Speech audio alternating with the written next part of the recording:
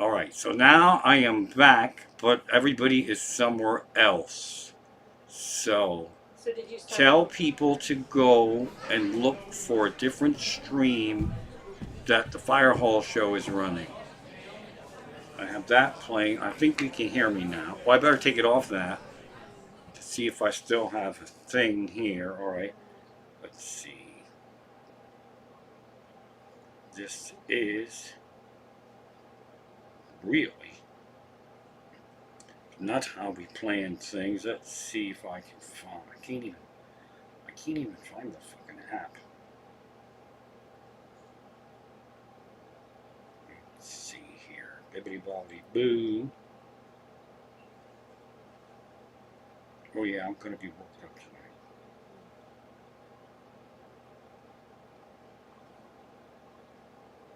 Let's see here.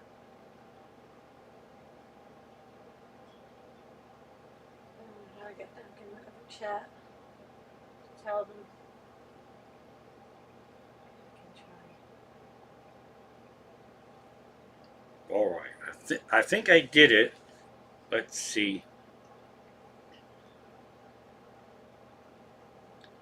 Mrs. Can anybody hear me? That's what we want to know.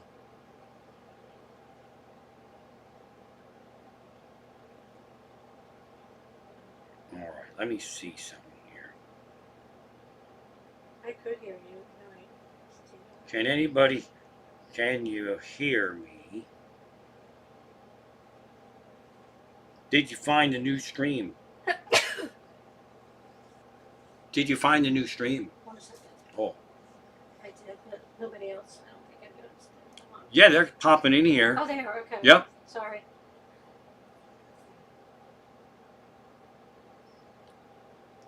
All right, so the people are popping in here one at a time. Now we can hear me. I don't have a fucking clue what happened there. Please, sisters in the house. So let me start by saying some things. Now, first of all, again, I don't know what the fuck happened there. I think it's because I was a dick, and you, my awesome unshunned, became the victims of my assholery. I'm not going back to try to find my notes on my MacBook Pro because that's when everything fucked up before. It shouldn't have anything to do with anything. See, I'm a daring man. I'm a wild lunatic. Right? No, I don't want that. That's bad. Let's get rid of that.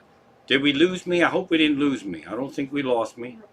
All right, I'm still good. There's I got on-screen notes. As I was saying before, I was so rudely interrupted by myself by not having audio. I'll move this over here. Oh yeah, that'll work. And I can see me. My cheater notes are actually on a word processing program within MacBook. Now, while I am bragging about my technical prowess, I just fucked up my live stream. And I went on Facebook Live around 7:45. Tell them peckerheads I wasn't going on Facebook Live and not to post comments, but they fucking do anyway. And then I wanted to go on Twitter Live. But I was fucking around with that, and my iPhone that I was going to stream with, Twitter doesn't have access to the camera. And then I was fucking around with that, and I looked up, and it was fucking 8 o'clock, and everybody said, well, where the hell are you? Well, we're here, and we can't see you. What the fuck's going on? Thanks for coming out. First and foremost, my unshunned. I have this thing open to the public tonight. I have been actually working hard on the book. I'm very excited.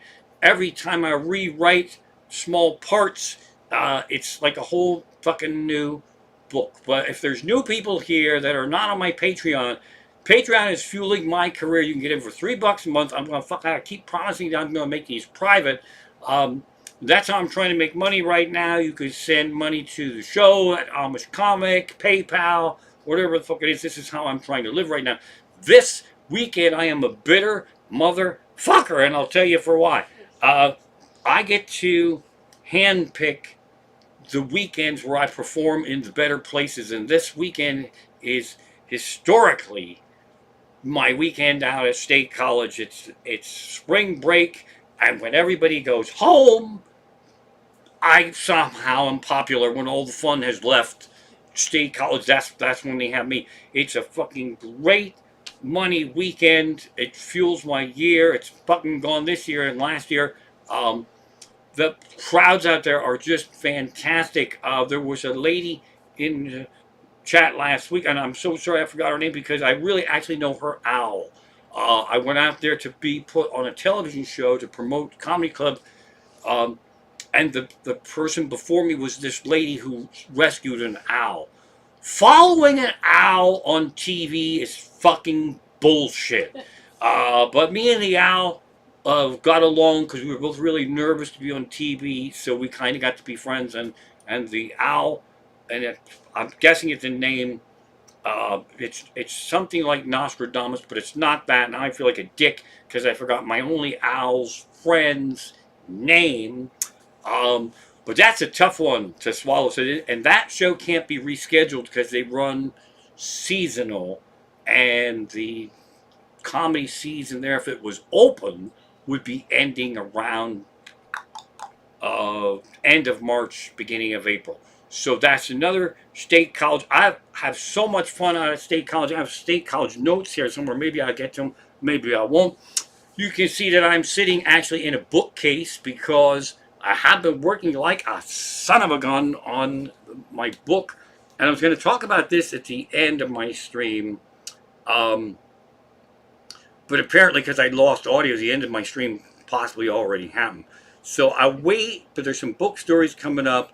Really trying to get my Patreon up. It's the weirdest fucking thing. It's just $3 to subscribe. People on Facebook, I got like 30,000 followers across all the platforms, and I can't get them fuckers over there. Mrs. Comic is in the chat tonight. That's in my notes, even though she's over there. But if I don't remember to put in my notes, how would you know? She's saving the day left and right. What you probably know about us, ding, we love the Twilight Zone. And we have a couple of episodes that we watch obsessively. The Shatner ones, kick ass. And we deconstruct them and we find little shit in them that we hadn't seen before. But what got me today, was mostly every episode starts and he give you like a little glimpse, like a little 2 minutes. The thing just fucking goes. And everything at that point is really boring. Nothing's really going on. They'll show the town, they'll show the people, and then all of a sudden, Rod Serling comes out and he just fucking lets you know that all hell's gonna break loose.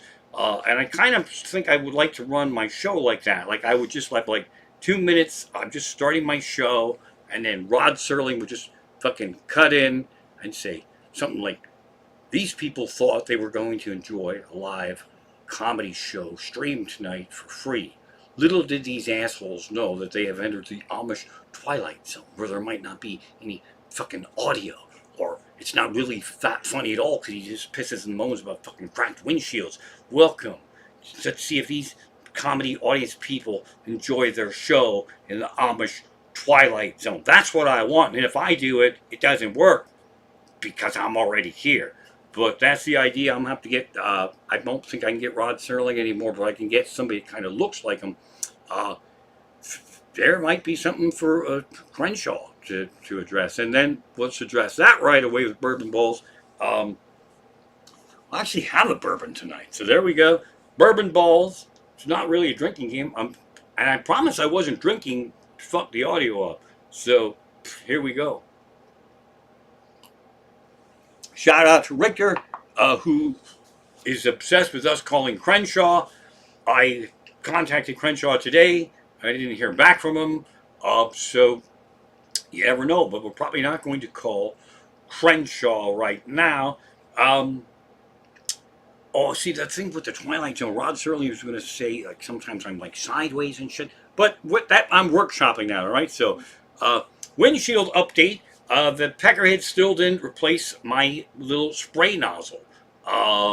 And I believe it's taking too long. And so this week I'm going to have to actually call up Tony, the thug, and threaten him. I'm sure that's going to go really well. I probably asked my wife to call because she is such a sweetheart.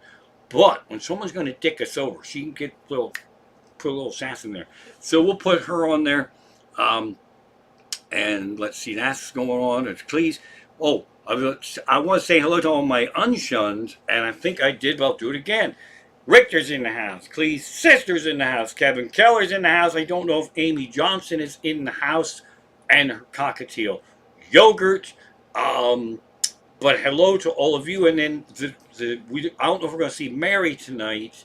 And I probably talked about this last week, but when Mary doesn't really give a shit about streaming, and Sparky absolutely love streaming. When I'm settled now, mostly because it's less nerve wracking for Mary the cat. Uh, but I used to rip all this shit and move chairs around and speakers and lights and all this shit.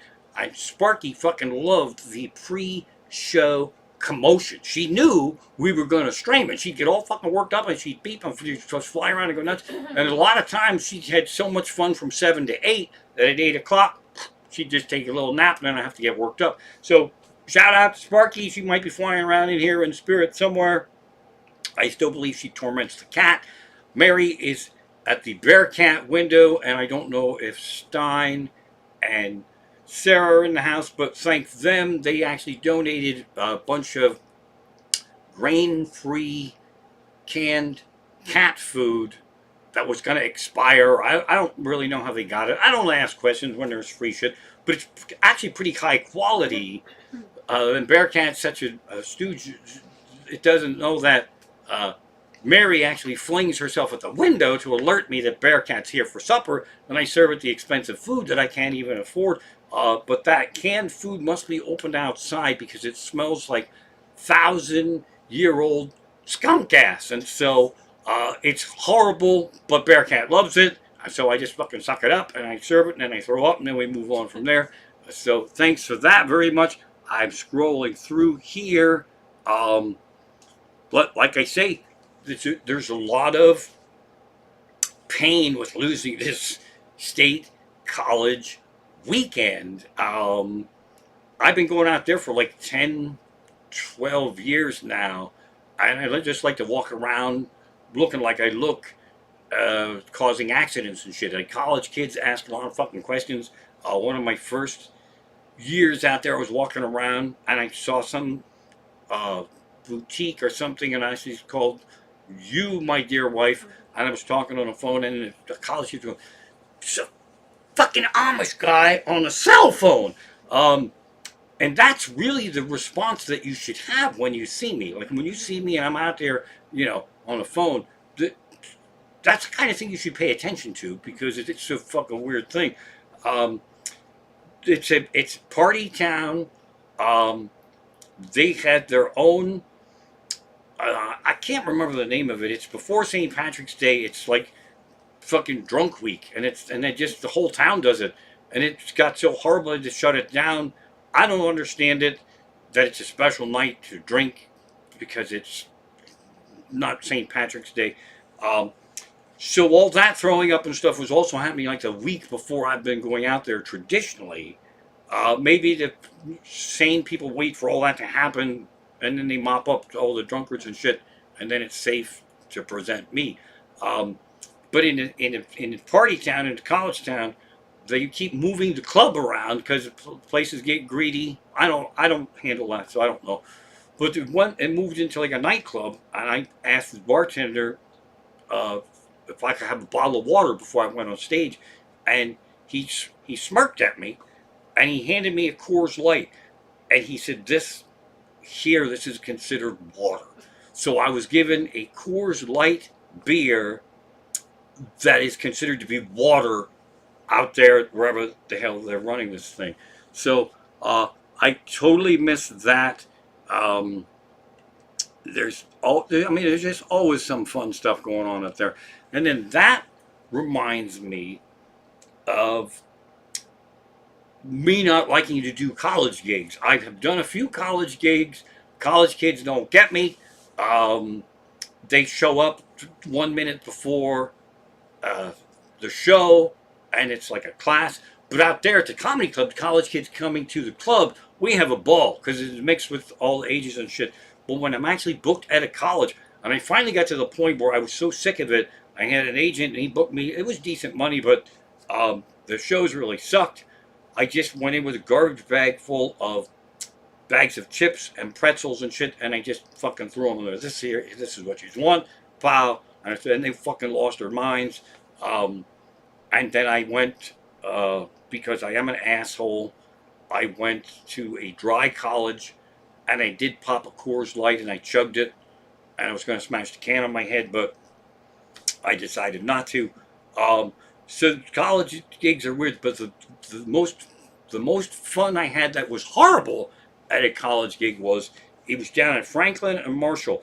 That's a fucking rich school. First of all, that can't afford me, and these kids are all fucking spoiled rich, and they play by a different set of rules. Now, I was tricked. You know, I'm going back like fucking at least 20 years of my career.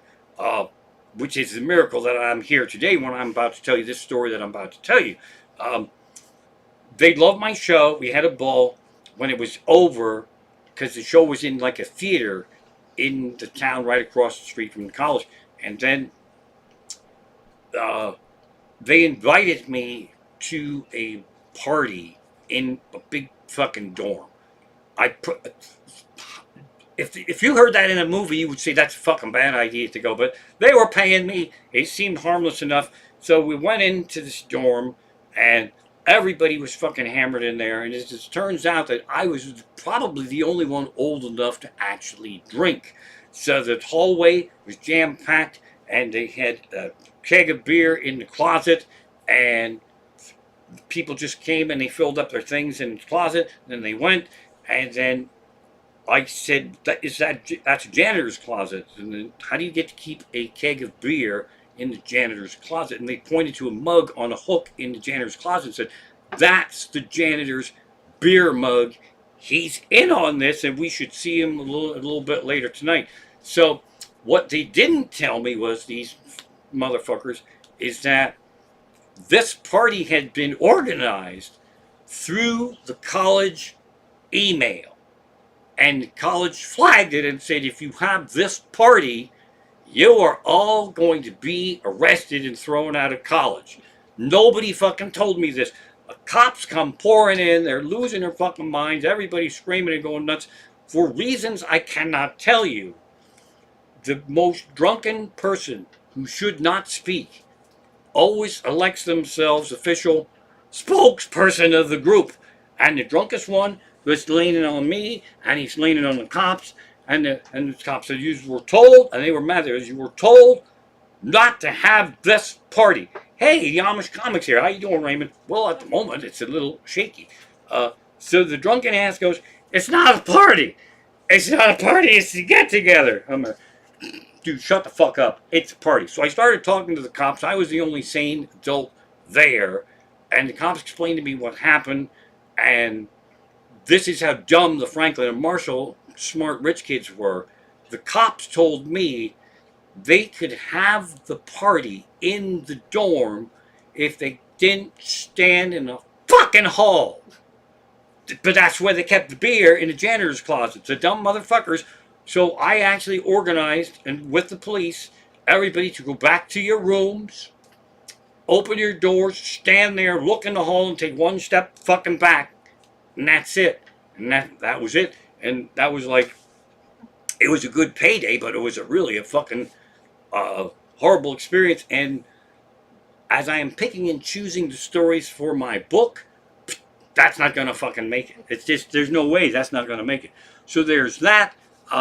We continue to be obsessed with cats. And our daughter's feral rescue teenage kitten, I guess you would call her, and her boyfriend Hank.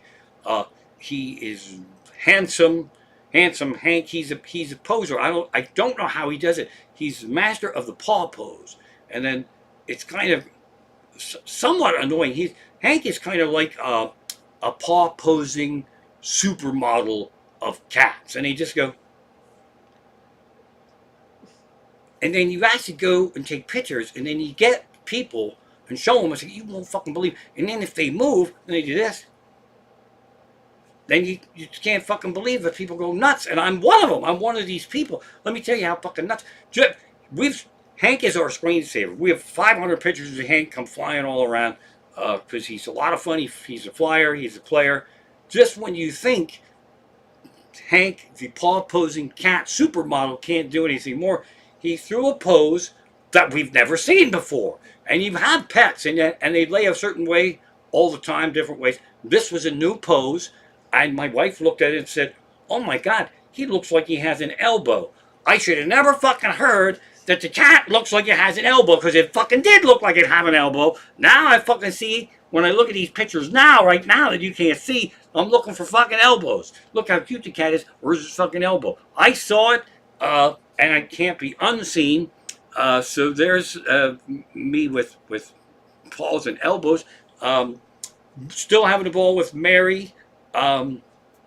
Although she threw up right before the live stream, and my wife was in the shower, she timed it well. So maybe the audio just locked itself out, so I'd have time to recover from like almost throwing up from cleaning up the throw up. But Mary loves. I'm still a vegetarian. I'll get to that soon enough. 2-year anniversary of being vegetarian. But Mary loves the smell of the fake meat that I am cooking. It's all about the spices, barbecue sauce, and the maple syrup and all that shit. The fake ham I'm cooking drives her fucking nuts. Fake fish fillets drives her fucking nuts. But the actual eating, she'd just turn her nose up at it. It's fucking plants. I tried to give her vegetarian meat when she still fucking lived outside. So that's a lot of fun, trying to convince the cat that this delicious ham smell is just fabricated and you can't have any, so I have to waste a little bit, and then she smells it. Hank had a raspberry today, and it was his first one, and we had a little video, and he was whacking it around to see if it was a toy, and it wasn't. Then he tried to eat it, and it took him a long time to chew it. He seemed like he kind of sort of liked it.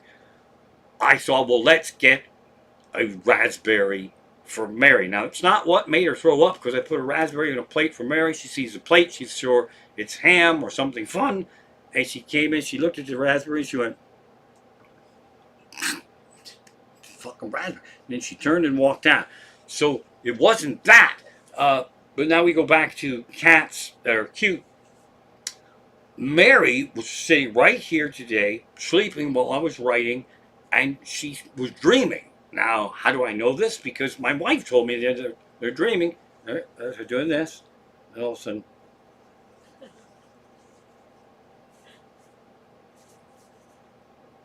so that's how you know they're dreaming.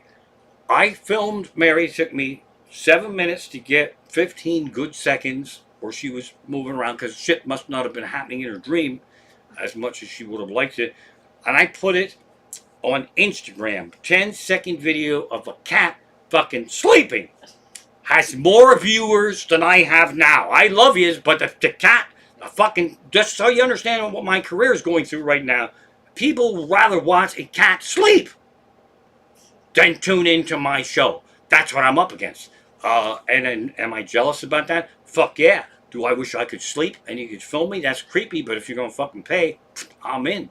Do I wish I could trend if I sat like this and then I moved my hands this way and that?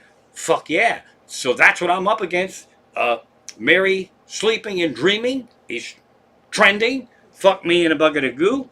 So now we're moving right along here. Oh, we started with a mention of this. This is my 2-year anniversary of being a vegetarian, and it's mainly, I never thought I would go 2 years, but it was all about I couldn't really afford meat. That's a true story. Plus, I don't think meat was that safe. And at the point at which it's 1 year, it's not an accidental vegetarian streak. You're fucking vegetarian, and I have become so vegetarian that when the actual day of my vegetarianism, the 2-year anniversary happened, I didn't even fucking know. So that's a thing that, like, it's just assumed that that's how things are. So we should really celebrate with lobster. Now, I am not going to run off camera. I have fake vegetarian lobster, and when it arrived in frozen thing, it actually looks like a fucking lobster. I'm gonna go get it. Okay. All right, my wife's gonna go get it. Put it in the, or just get it. Do you want to get it? No, I don't want to get it, but I don't want to touch it either. So if you want to get me a glove or something, this thing made me laugh so much that I can't cook it. I don't. I promoted this thing tonight that we would be showing you how to cook this fake lobster. That's a lie. Um, when you see this thing, now I hyped it up too much, so it's not going to be anything. I'm kicking around here. So 2 year anniversary of vegetarian. I made some fake chicken wings, and they look really fucking good, and they taste really fucking good. Okay, now this is so amazing. You gotta imagine that I'm getting. Some vegetarians don't like the taste of meat. I'm a meat eater who loves and likes the taste of meat and all that stuff. So I'm constantly looking for things, and this was a terrible purchase. This could have been featured in my series, Things in My House That I Shouldn't Have Bought, that I wish I had the money back for. So now we can cook it. Here comes Mary right on schedule to check out the fake lobster. This was not rehearsed at all. Um, and I'm telling you this, I could get her over here, but get a good look, because when she comes through here and this lobster leaves, she will follow. Now, she just went off. Wife, I'll give you this. That's an amazing wife right there who brings me fake lobster to help also accidentally lure the cat. So we'll be cooking that sometime. I don't know how to cook it. I put fake shrimp on Facebook and everybody went fucking nuts. I am trying to learn hashtags. Apparently, that can help my career if I learn how to hashtag my live streams and all that shit. So when I Facebook Live, I also told them to be a dick that I was going to stream live on Twitter, and I couldn't even do a little video promo, so that was a fucking lie. So I was actually going to try to live stream on Twitter, because that's really even worse than hate books, so I don't know if I want to do that. And then I thought about streaming live also on Instagram, and then I really stopped myself, because Instagram is a really happy, fun place that I would not want to see me doing what I do on Instagram. That's a place where you can learn about me, but you really shouldn't be exposed to me there. And my grandchildren are on there, so that's more to explain. So I won't be streaming. If I stream anything on Instagram, it's going to be like just a little cute little promo thing. So we have that going on. So I'm trying to learn about hashtags. Already talked about how much Sparky loved live streaming. Now, if you have pets that you're really connected to, uh, they have little weird stuff they do. I'm telling you this, all the things I've seen in my life, I think there are spirits or souls or something flying around, because too much shit that happens can't be a coincidence. Like Mary's been running around here like a kid cat, and she sits right here and she looks around. She's following what used to be Sparky's flight paths. So I know that is true. And then this crazy thing happened. I don't think we ever talked about this in any live stream. Sparky loved strawberries. Initially, she thought they were trying to kill her. So once she got over that, there was a couple different fruits that she liked: apples, pears, and after she would eat the fruit, she would also eat her feet. Not actually pierce any kind of bird foot or anything, but she just looked like she was. It would probably be the equivalent of a cockatiel licking, if that's possible. And that used to creep us out. Just it was the only time she did it after fruit. And Hank, the daughter's kitten, and Sparky was the daughter's pet, had his first fruit, and afterwards he went and licked his toes exactly like Sparky. That's fucking weird. He hasn't done it after he ate anything. So Sparky might be, I'm guessing she could be omnipresent, and she could be over there and over here at the same time, fucking with them. Because I would be fucking with everything if that was possible. So if a pet is missing from your life and used to eat fruit and then eat its feet, and then you see like even a man eating fruit and eating his feet, that's a sign. That's a fucking horrible, disgusting sign, but it's still a sign. So there we have that. We got snow today. That was fucking weird because I was out in it before it actually hit. Um, and I hit while I was out on the road, and it really fucking hit fast, and then it went away fast.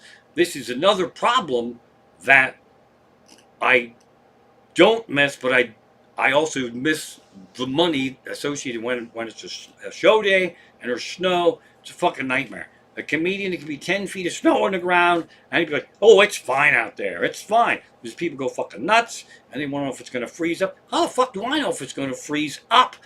That goes back to state college. I had a door deal out there. The more people show up, the more money I get. I'm always sold out there, so it was a great fucking payday.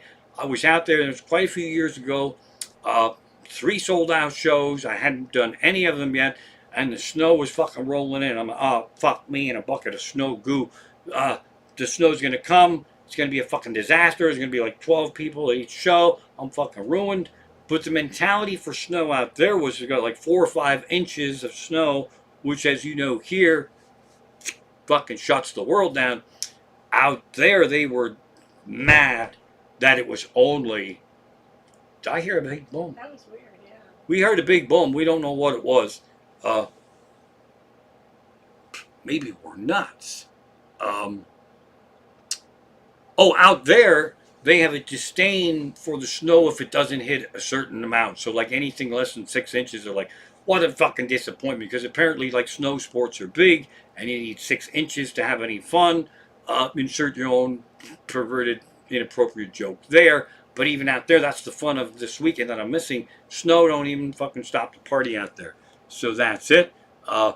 We now sit here, my wife and I, because we were talking about spirits flying around and stuff, and we say that we believe in them, and we just heard a big loud one upstairs, or else a burglar came in, or the neighbors went nuts. I don't really know. Here, I'm also, as I'm trying to do all the social medias of the world, the alarm, we have to stop the babumsa alarm. Alexa, stop.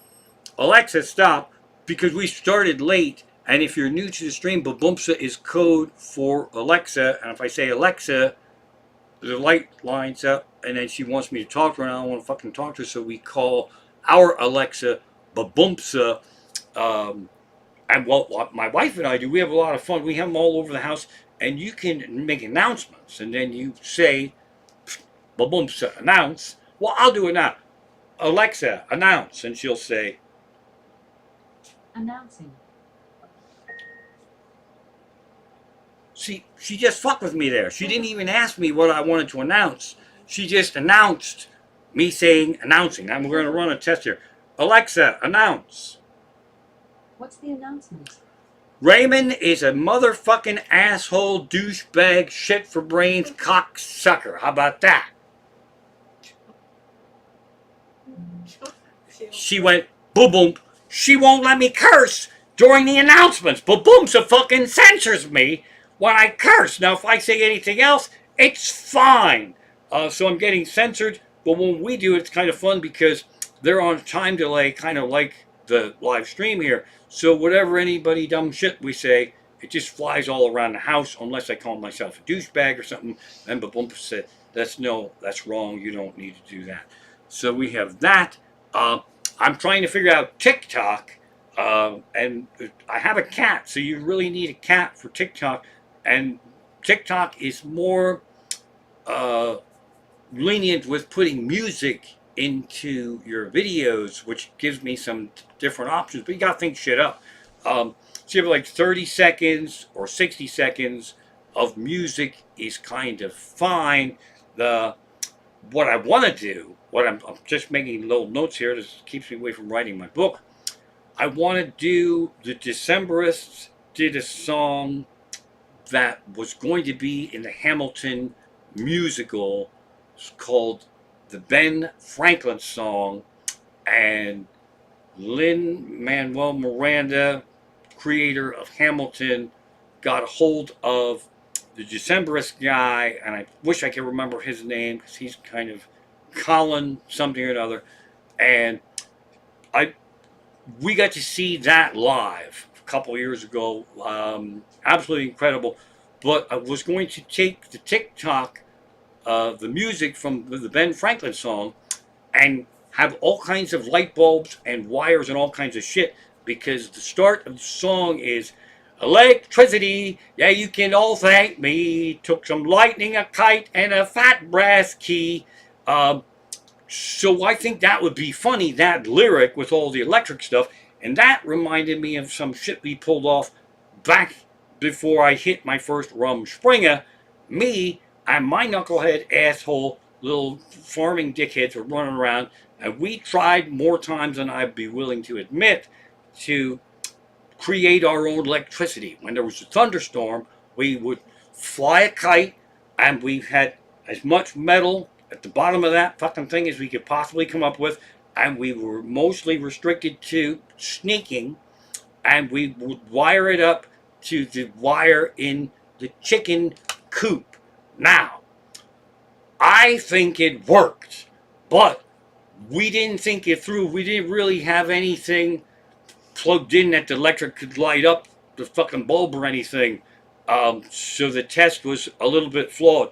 But why I say that it worked is that on one, not all the time, but at one time after we did it, there was like a little poof, and then it seemed like we had like 17 bald chickens. So if I could have found a way to harness that shit, like on Back to the Future, 88 miles an hour, fucking boom, roasted. We'll have a bourbon ball here. Richter, $5. There we go. We should have made this a drinking game, man. $5 comes in, look out. That'll all be fucked up. Then the audio will go again. How about that? He said, tell us about crappy horror movies you've seen. Crappy horror movies that I've seen. I don't know, man. I actually like the crappy horror movies. Going way back to when people were first streaming, this isn't really a crappy horror movie that I like, but the story reminded me that's how the Trolls and the Idea hallway work. People, and I'm not saying me, but people would wait until their wife fell asleep, and then they would watch really slutty, sleazy shit on Netflix, being too stupid to know that the next day when your woman would watch Netflix with you, it would say recently viewed or continue watching, and then the one was really nude nuns with big guns. You can't really explain your way out of that. And really, the other one that everybody watched, what the fuck was that? It was so horrible.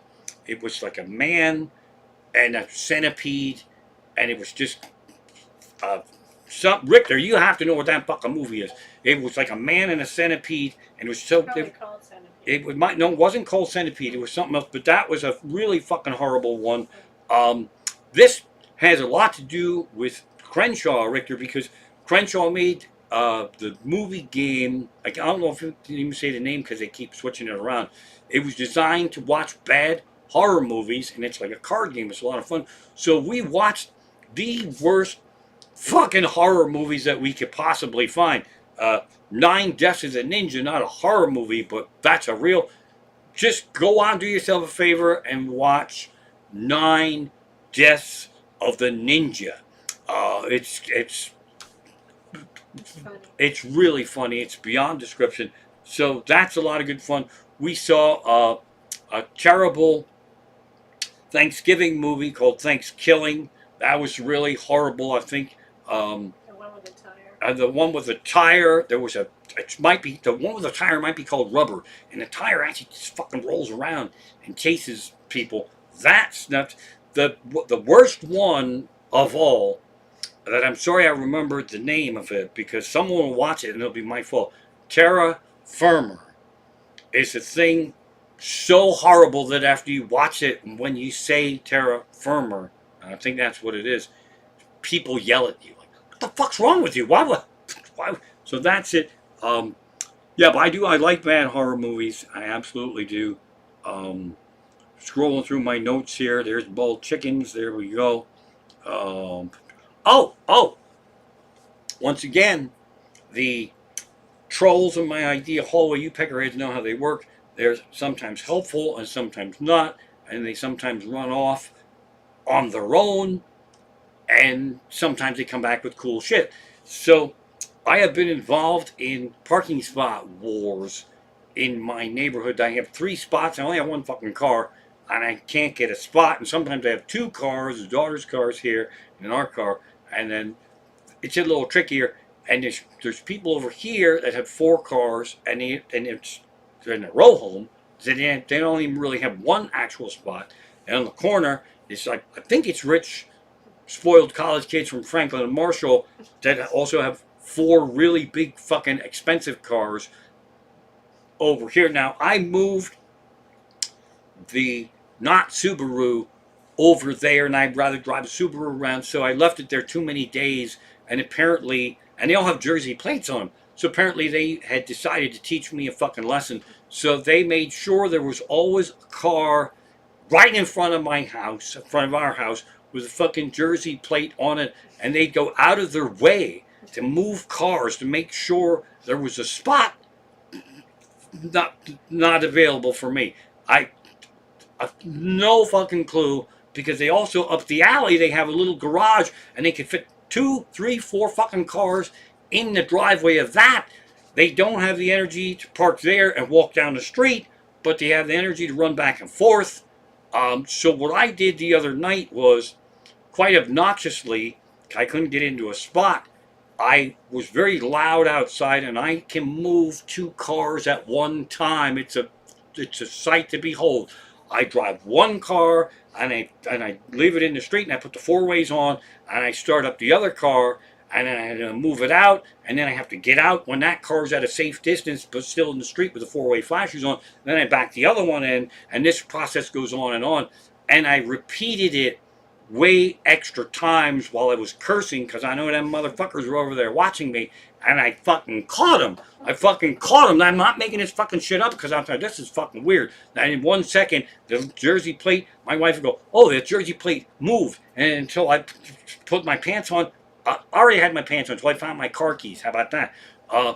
Boom, it's fucking gone. So I caught that cocksucker, and it was a little fucking one of these bodybuilder guys, and I've spent a lot of time in the fucking gym, but the problem that happened to a lot of people who work out is the problem that happened to him. And even though he does work out and he can beat the fuck out of me, so I gotta watch myself, especially since when I see someone like this, I laugh and I can't help it. So they're just waiting for me to beat the fuck out of him, because with this guy, he wants to establish his manhood, that he's got muscles and all this and that. But if you work out too much in the gym and you don't train all your body parts equally, you run the risk of losing your neck. And this man lost his fucking neck. And that's what happens in the gym. They work out too much, and then they walk around and they seem like they're all mad, and they actually seem like they know they lost their neck, and they're looking for, where the fuck is my neck? So he's over there and he lost his fucking neck. And when you lose your neck, when you have this kind of mass, when you walk, you kind of waddle. And it's not fucking intimidating at all to see a little fucking man waddling. So I'm seeing that shit, and I'm thinking, fuck me in a bucket of goo. Let them fucking park wherever the fuck they want. I don't want to be beaten up by anyone, much less some nutball who doesn't have a neck. So now we get back to the snow of this morning. Oh, I moved the other car away from the no neck, so that's mildly sorted out. And the funniest thing about that is, I didn't understand until now, was there used to be somebody across the street who visited somebody, and they wound up moving in, and he had tattoos on his neck. So I come up with a clever name for him, Neck Tattoo. So there's a neck tattoo, but he's kind of gone, and then no neck right there. So we got snow this morning. Subaru is a fucking beast in the snow. I'm the person that could go rescue, and I did have to get 4 tires in December and spent all our Christmas present money on 4 tires that are, I can't remember the name, but they are made in Finland, and they have an actual winter weather snow fortress where they make the tires. They were made for the shitty roads of this country. and snow, so the fucking Subaru can go. And what pissed me off this morning is a lot of people drive cars in the snow that the car itself can't drive in the fucking snow. I've had cars like that. PT Cruiser uh, had rough time getting traction on a fucking dry road in July.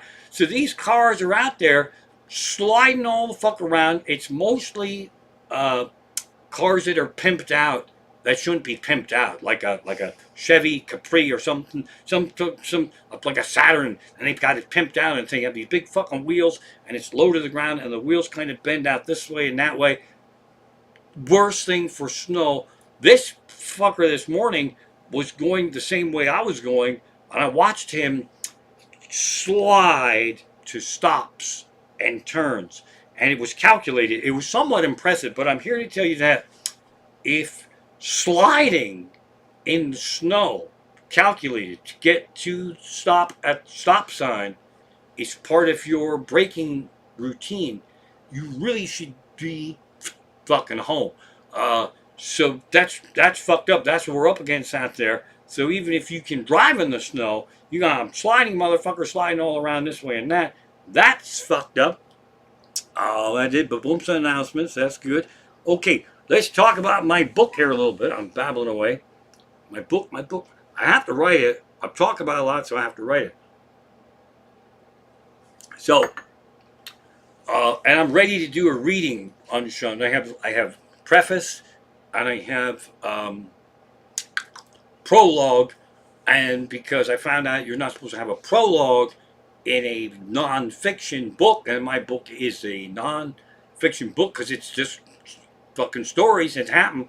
I got pissed off that the non-fiction book shouldn't have a prologue, so there's a prologue in my book about how mad I am about not being allowed to have a fucking prologue, and just to prove a point, there's a pre-prologue and an actual prologue. And so I had Googled prologue, I got that covered, I did a test read, then I wrote a preface, or preface as I call it, and then I tell my wife, is it preface or preface? And she says it's preface, and then I forget, and then she reminds me she doesn't make a dick out of me or anything.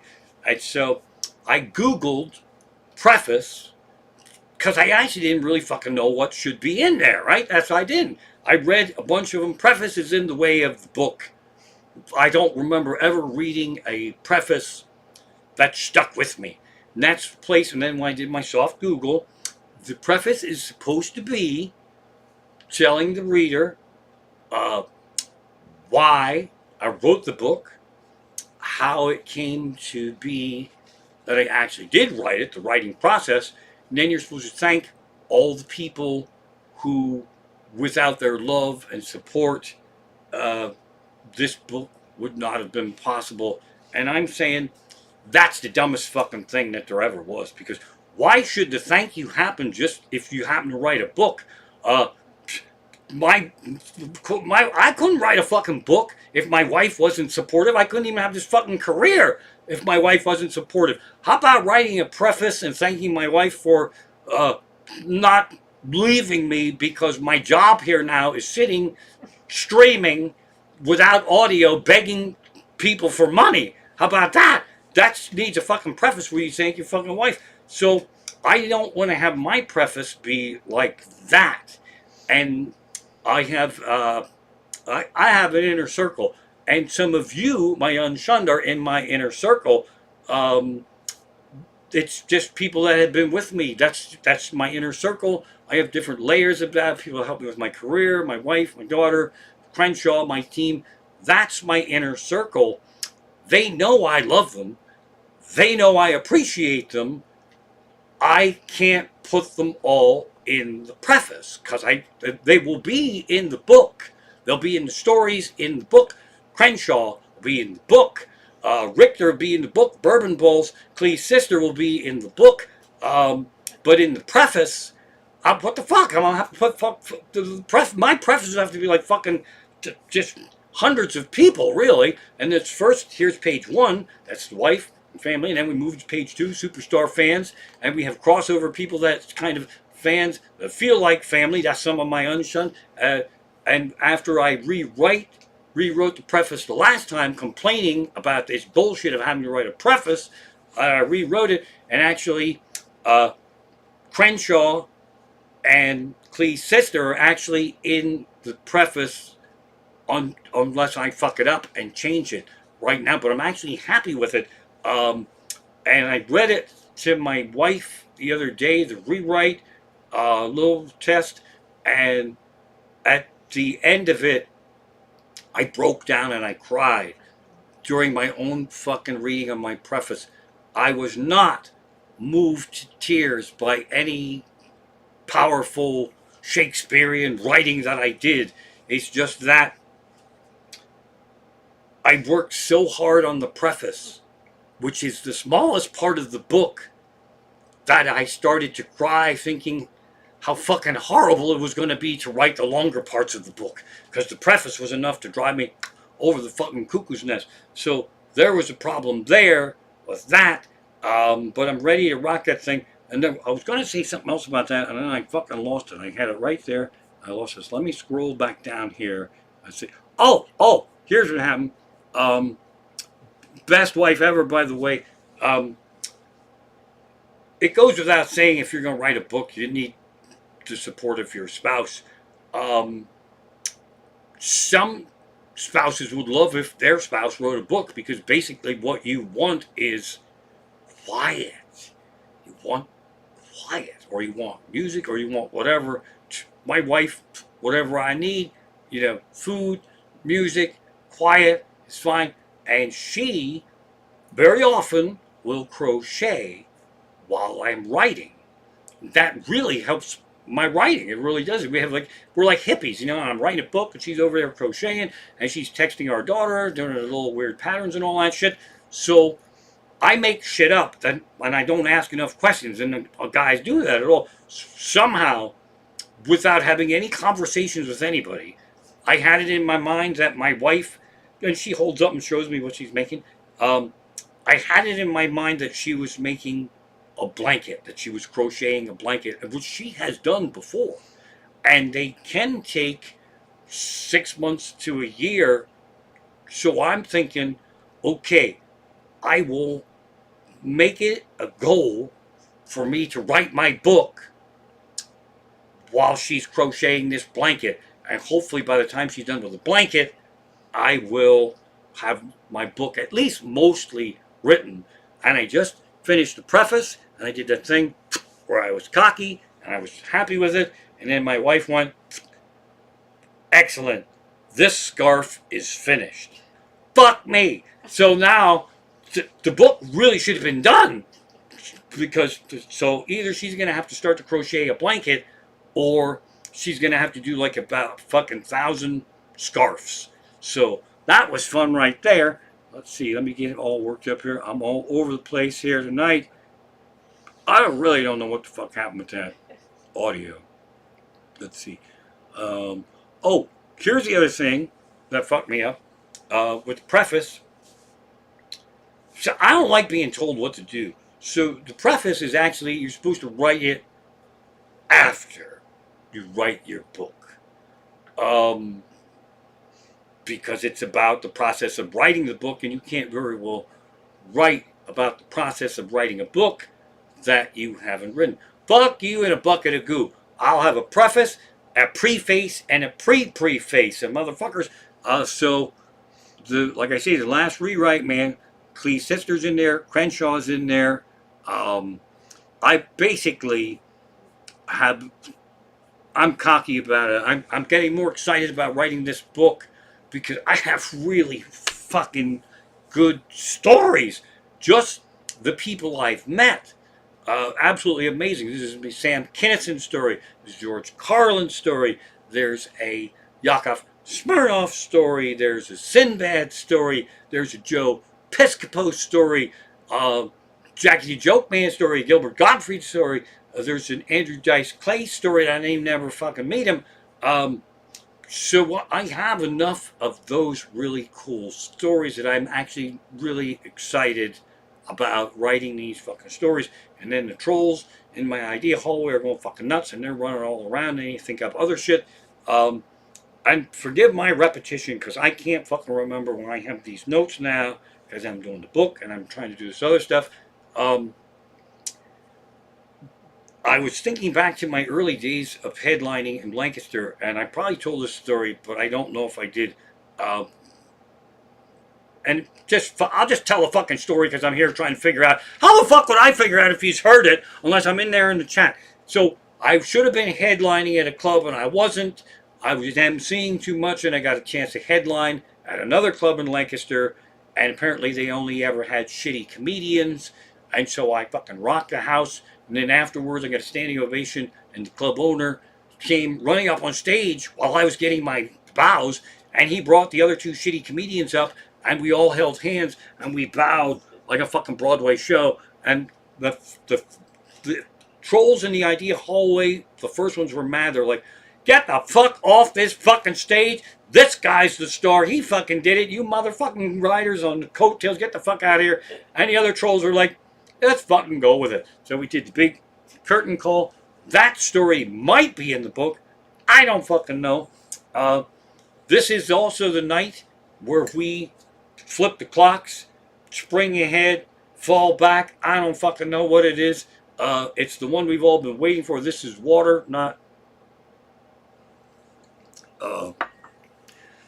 And surprising to you, that 1 hour can really fuck us up. And I don't understand it really, because especially if you have to work tomorrow, that can fuck you up. But if you don't have to work, you should be able to get that hour. I don't really know how that works. It's kind of fucking stupid anyway. They should just leave it. They should really just adjust that so it's like light out more time than, because when we went to Ireland, when we were there, it wasn't light out. I'd say maybe like 9 o'clock at night, 9:30, almost 10 o'clock. It was still fucking light out. Plus, we thought it was like 7 hours later, or I don't remember, but it really fucked us up. And they got times of the year over there where it stays light like fucking midnight and shit. So that's what I want. I want daylight savings times to actually do what it's supposed to do, save us some fucking daylight, and just twang them fucking clocks. Even if it's overcast one day, they should be able to adjust that so it doesn't get dark till after we've had our full day of sun. I don't think that's too much to ask. So that happens tonight. My people do not practice daylight savings time. They call it a fast time, a slow time. There's really no point to having us have an extra hour to farm. It's just fucked up. The cows So don't notice. what's The that? cows don't care. The cows don't give a fuck. That's right. The cows don't give a fuck what time it is. It's like our pets when they want to be fed. That's fucking it. Yeah, it's absolutely it. Let's see. I'm looking through here. There's my bald chickens. There's my parking spot. Oh. Okay, so I'm talking about a guy with a no neck. No, I don't want to talk about that. I have gym stories, but it's also it's the time of year again where there's no real sports now, so everybody's going fucking nuts. And baseball was going to be closed, now it's going to be open, and I really wish that I had a kind of career where I could get fucking mad about making like $75 million. Fuck it, I'm not playing for a penny less than $125 fucking million, because basically, that's fucked up to me. But apparently they sorted it out, and there's middle ground, and 83 million. If I have to live with it, and I fucking will. So that's going on as in baseball. But then also, spring is almost here. And as I've ranted before, the weatherman should warn us about spring with the same passion that they warn us about winter. I just fucking did that. I'm not fucking doing that again. Which reminds me of something else. It seems like I drank this bourbon, but I didn't. Now it seems like I didn't. Let me tell you how the trolls in my idea hallway work. See? What this head here reminds me of is that I had a beer with Amanda Palmer's baby doll in Cambridge, Massachusetts. Yes. Daughter and I went to see Cabaret, yes. And Amanda Palmer was doing the crossroll, fucking destroyer, but it was kind of like almost like interactive. And she was this badass, really fucking pissed off German lady, and she had a fucking dolls. Baby dolls are so fucking creepy. Girls, when girls play with dolls, those are fucking scary. I think that toughens them up a little bit. That's why guys are such fucking pussies. Because if we played with dolls when we were little, they'd scare the fuck out of us and we'd be tougher. But she was walking around, Amanda Palmer, with this fucking creepy fucking doll. Like, right, and she'd fucking walk right past, and the doll head would be like right there, and its eye was burned out or some weird shit like that. And I had fucking beer, like a Guinness, and it probably was $27. Boy, those were the days when I could afford a fucking $27 beer watching Amanda Palmer in Cabaret at Cambridge up there. And she just stopped and she said, "Would you mind if my baby shared some of your beer?"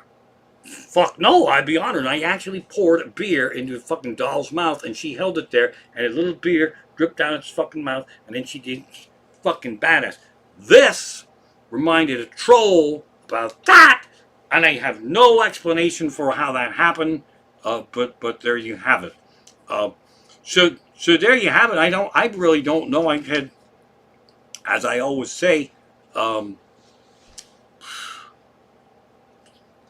Hi. As I always say, I thought I had more prepared. I certainly didn't plan on this. Oh, this is amazing. Let me tell you what. My wife, she just earned a back rub because what she just handed me was, have you seen this episode? Okay, Shatner goes in there and he gets obsessed with this thing and he feeds it pennies. And it's going to tell him how to run his life, and he goes fucking nuts over the cuckoo's nest, and he sits in there and he doesn't order chicken fried steak, and he loses his fucking mind, and his wife is very sexy and sweet, and then she starts to fucking go nuts, and he's asking this thing all these fucking questions, and he's feeding all these fucking pennies in. Then he goes over to the guy and he says, "Can I have some pennies?" And I will say in Sparky's voice, 1,000. I don't know why, but I say 1,000 pennies. I don't know why. That's just what I do. And he fucking feeds them in there. And the answers are, my wife actually wrote out the Mystic Seer things, but she didn't bring me pennies. So you put a penny in there. Should I end my stream by 9:30? And then she put the penny in. It is quite possible. See, it's really fucking generic. And then I'll ask it another question here. Let's see here. Let's see. Do you think I'm going to get any donations tonight? Mystic Seer? Oh, chances are good. See, and that goes on right there. I put another fucking penny in there. See, what am I going to ask you? This is kind of, I'm really being a fucking, this isn't sneaky at all because I'm actually reading what the fortune is, and then I'm thinking up a question to match the fortune, and I became aware of that I'm doing this on camera, and you fuckers can see me do this, and so the questions that I think up to ask him should be way fucking better because I know what the secret answer is, but I don't. Because I'm out of actually pennies. And there's You May Never Know. This is fucking amazing. My wife and I are going to play Twilight Zone, Nick of Time Diner later on. It's absolutely amazing. This is so amazing. Does this piece of comedy that I'm doing right now suck batshit balls? Put the penny in. What do you think? I thought it might work, but these are amazing. Thank you, wife. I can't go through them all, but we'll have them. This should be a theme of the week. Maybe we'll do this as a theme of the week where I ask the Mystic Seer the thing. So when you watch something a gazillion times like us, we find little things that we missed, and then we go fucking nuts. In that particular episode, Nick of Time, Shatner goes nuts. He's asking the Mystic Seer, and he's getting all upset. And should we leave? And he stalls. He's in the diner for 45 fucking minutes, and the guy's all pissed off because he didn't get chicken fried steak, and he's stalling, and he's eating ice cream, and he's really fucking stalling. And then they go out, and they finally leave, and the wife goes you didn't really want to go back in there. And then he went fucking nuts, and he actually did want to go back in there, even though he said he didn't. And then his wife said to him, Don, you worry me when you get like this. Now, my wife pointed it out to me. That means, as fucked up as that episode is, he's been like that a fucking lot. That happened a fucking lot. I want to see those other episodes where she says, Don, you scare me when you get like this. That's fucking nuts. So I like that. We'll be playing maybe we could play the alternate version later on where we go fucking nuts like that. So there's that. I thought I had more fun stuff here. I really did. I hope everybody's doing well. Like I say, Clee's sister, I'm fairly confident you're going to be in the preface of my book. I'll make sure I at least get it recorded. I was trying to figure out a way to get some of Clee's artwork behind me for the live stream, but then everything upsets Mary, and the stuff is actually mounted. I have some beautiful pieces over there, and I'm not going to film everything this way and that. But I get to enjoy this awesome Clee artwork of my wife on a daily basis. That's Rockstar. That's how you wind up in the preface, being a driving force in my life. And then I'm gonna try to record the preface for my Unshunned like tonight or tomorrow. Yeah, I won't do it tonight. I'm too fucking nuts.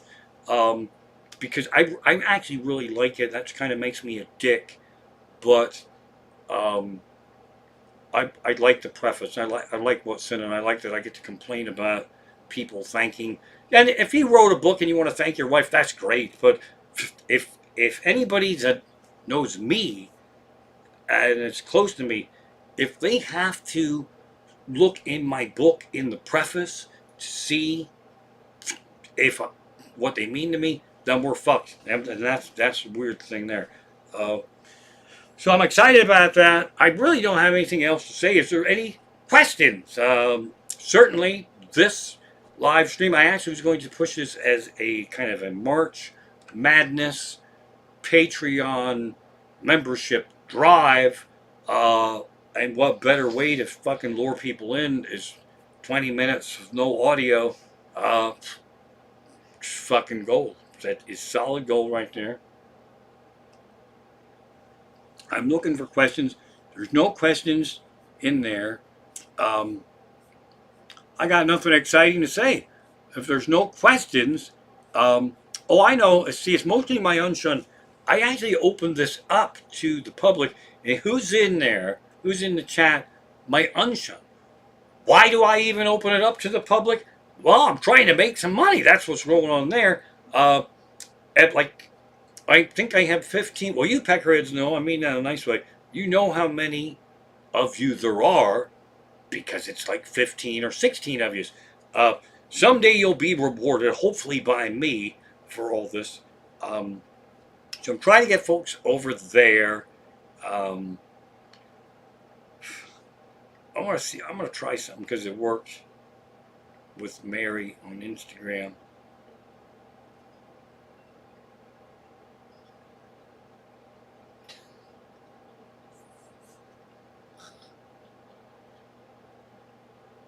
Is that cute? If I sleep, is that cute? Or we could have. That's not fucking cute at all. So never mind that. I'm gonna peek in my notes here. I'm sure I'm funnier than this. Sometimes. I am sure I absolutely am. Here's Hank and his paws. You have to have a dream. I have to have a dream. That's right. Good point. I have to have a dream. What the hell's been going on around here? If you have to go anywhere, go ahead. I'm tired, and we're just relaxing, and none of this went according to how I planned it. So if you have any place you have to go, don't let me interrupt you. I'm going to look in my notebook here. Let's see. I wrote some stuff that's going to be in the stories of my career. Oh, I know what's going to be in here. Here's a spoiler for you. When I do my preface reading, I have also a Neil Patrick Harris Crenshaw story. That's not two different stories. That's one fucking story. That's why we call Crenshaw, by the way, if you don't fucking know, That's why we call Crenshaw, because Crenshaw is friends with Neil Patrick Harris. Uh, I don't know if he invites him over for Thanksgiving, but that's some badass shit. So that's going to be in there. The Lancaster curtain call. I don't know if that's going to make it or not. Um, Back to the preface. Uh, how do I thank Barrymany Keith? Fucking over 30 years of helping me with my career. The whole preface would be like a fucking Hallmark greeting card. So I don't even know how to deal with any of this shit. Um, I'm also want to know. I'm going to do a survey for my Unshun when I eventually start booking shows again. I totally want to keep streaming live and bringing these shows to you. So I will need a backup night or a plan. Friday is a good pick if I don't have a show Friday, but if I have a show Friday, it's going to have to be like a Wednesday or Thursday night thing. I know Richter is booked some nights. Richter, I got to call you, man. I'm such a fucking dick. So I got to call Richter sometime. Excuse me, I was going to burp there. Oh, my more celebrities that are in my book that I forgot. George Wallace, brilliant comedian, did me a solid. So he'll be in the book. Sinbad was a jerk off when I met him. He'll be in my book. Ron Palillo, Arnold Horshack will be in my book, and that's sad he's passed away. But he thought he could just become a stand-up comedian by just fucking showing up. It doesn't work that way, so he's in my book, but I'll be making a dick out of him, but it's kind of sad because he's not alive anymore, so I have to rethink that if I want to make a dick out of someone. Joe Piscopo, he fucking dicked me over. He's going to be in my book. I talked to so many famous people phoning into the ZZO Morning Show, Barrymany Keith, John Wayne Bobbitt, man, he had his schlong hacked off. Somehow had it reattached, and then he went on tour. That's kind of like a sleeping cat on Instagram. I ain't fucking going that route. So I got all kind of fun stuff here. As I'm so fond of saying, I thought this was going to be a lot more fun than it is. Let's just say it that way. My notebooks betray me. My cat betrayed me. My audio betrayed me. I sound like fucking Tommy Wiseau in the movie The Room. Richter, you talk about horror movies. The Room is a serious romance, but it's also a hilarious horror movie. It's one of the most frightening things you'll ever see. When you see it, it can't be unseen. So watch The Room or The Disaster Artist first. Oh, I know we were watching, I can't say the name of the show, Severance? Severance. On whatever it is, I don't know. That's creepy. What's awesome about Severance is the actor from Parks and Rec, Ben, is a creepy motherfucker in this. And I like that when somebody is in a thing and they're happy and silly, and now they're like a creepy motherfucker. That's actually kind of amazing. And it's fun too when you watch Criminal Minds and the celebrities you know from sitcoms are in there. George Costanza is a very creepy serial killer with a really fucking bad blonde old man lady wig. You just want to fucking kill George Costanza when you see him with this wig. He is clearly not a marine biologist with this fucking Norman Bates wig on. It's a thing that can't be unseen. So, let's see. Richter wants to know, anyone watch Ozark? I think that's in my radar of things to watch. But I want to see Severance. What else we've been watching? That's I've been actually fucking writing. I'm so fucking full of myself. If I don't get this fucking book going. But now they got the prologue and the preface done, fucking rest should be easy. That's what we've been watching. Time for some bourbon balls here. I think my show is technically over. I would end it, but I'm not quite sure how to end it. probably wait until I get hungry, and I'll end it that way, or I could sleep again. Um, oh, I know I want to tell you about it. Hang on. My series from the live stream. Stuff in my house that I shouldn't have bought, that I wish I had the money for. Sometimes there's stuff that you would see it and you would think that would fall under that category, but it's stuff that I'm actually happy that I have. One such thing, and I had a lot of luck with this, and with as much bad luck as I've been having, I think it's time to whip out my magic wand from Harry Potter world. And this is the magic wand, I think, that was connected to Harry, Dumbledore, and Snape. So don't fuck with me. And that's something else I forgot to mention, which is really makes me out to be the dumbest, stupidest motherfucker that there ever was. I put something in promo on Facebook about this live stream that I forgot to do. This is a short brim hat. If you were wondering if my hat didn't seem like the regular hat that I wear, the big brim, take a blue star out of petty cash, send me $5. This is a short brim hat. This hat alone can get a young Amishman in a lot of fucking trouble. If a young Amishman goes in to any kind of prayer meeting or shows up and he's got short brim hat on, it's cocky.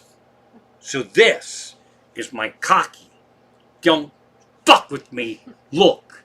And when I go across the street to fight with a bodybuilder who lost his fucking neck and he sees a short brim hat and the magic wand, he's got 1 second to try to beat the fuck out of me or realize I'm not sane. And he better get the fuck out of there.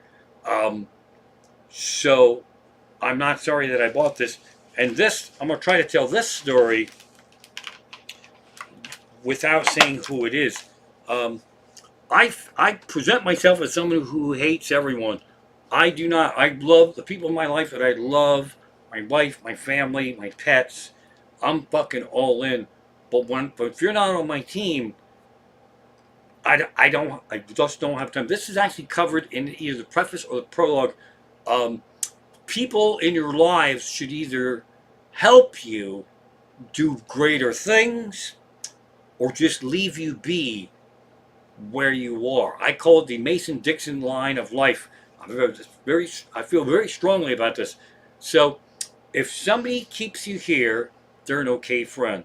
If they lift you up to there, they're a fucking amazing friend, and they have a very good chance of winding up in my inner circle. If you drag me down into the fuck you in a bucket of goo muck and mire, I gotta make a decision. Are they fucking nuts? Are they savable? If I feel like they're savable, I will reach a glad hand down there to try to yank them up, not onto any kind of like full of myself higher spiritual plane, just on a happy, not negative, positive, either help or get the fuck out of the way or just sit and do nothing. Don't fucking throw rocks at me. That's the thing. So if you're there, and I believe I can pull you up to make you like helpful or at least neutralize you without cutting your nuts off, I will reach down and try to pull you up. If you bite my hand and try to yank me down, I snip it and you're fucking gone. I'm not telling you to be assholes to people, but I'm telling you to surround yourself with people that support what you're doing, who you are, and that's who you thank in the preface. That's who you thank, the people who fucking push you up. So I feel very strongly about that. Don't let the people in your life that you know, the naysayers, the assholes, that you can't fucking do that, because I'm going to give credit where credit is due. Lenny Bruce pissed and moaned about this in a different roundabout sort of way. Lenny Bruce at Carnegie Hall. I love it so fucking much. I'm gonna fucking listen to that. I haven't listened to it for a while. He talks about wanting to perform when it's snowing. And it's snowing and he's gonna lose a fucking gig and he's gonna lose fucking $5 grand. And so he decides, because the airlines are shut down because of snow, he's gonna charter a plane for like $1 grand. And then he'll go make 5 and he'll have 4.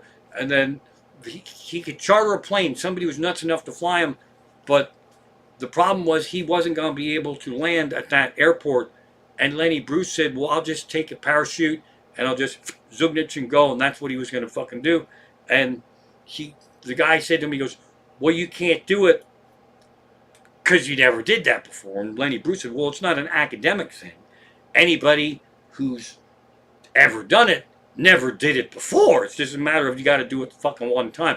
So that's the point, though. Don't tell people they can't do stuff unless it's going to save your life. I mean, if it's going to walk across the street and you hit them with a truck, you say fucking stop them. But don't let people fucking suck you down into that muck and mire. So that's a very serious message from me, which now warrants me doing something really cute like this. I'm sleeping on my man Paul cat hands. This live stream has lost its entertainment value for the viewer as well as the performer. So I am going to end this night by saying, you folks are my fucking inner circle. Thank you so much for your support. It means the world. My wife too, absolutely fucking incredible. Thanking you all the time. Now when I'm getting ready to wrap up, Mary is plotting to make an appearance. So now I can't end the live stream because if Mary's going to show up, They don't want you to go. if you don't want me to go, then I'll fucking stay. I don't give a shit. Let's stay. We'll play. Let's see if we can get Mary here. Mary, yoo-hoo, yoo-hoo, Mary. I don't see her. Maybe See- she's wearing the Aes Sedai.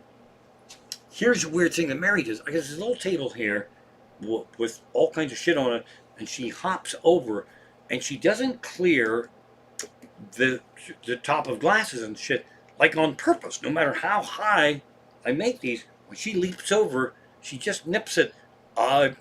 It's either that she's fat and lazy, or that's some kind of cat mechanism to know how to land. I don't know.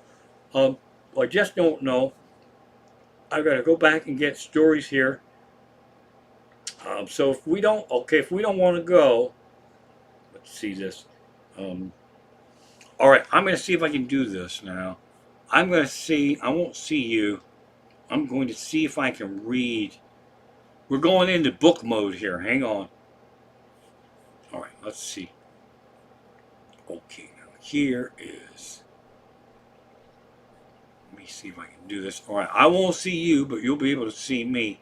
Let's see. My wife's coming in here. Oh, I went to get married, but we heard a big sound in the kitchen. you heard a big sound in the kitchen. Yeah, Well, that's frightening. We heard a big sound in the kitchen. She went to get Mary. I'm going to have to go out and investigate the kitchen.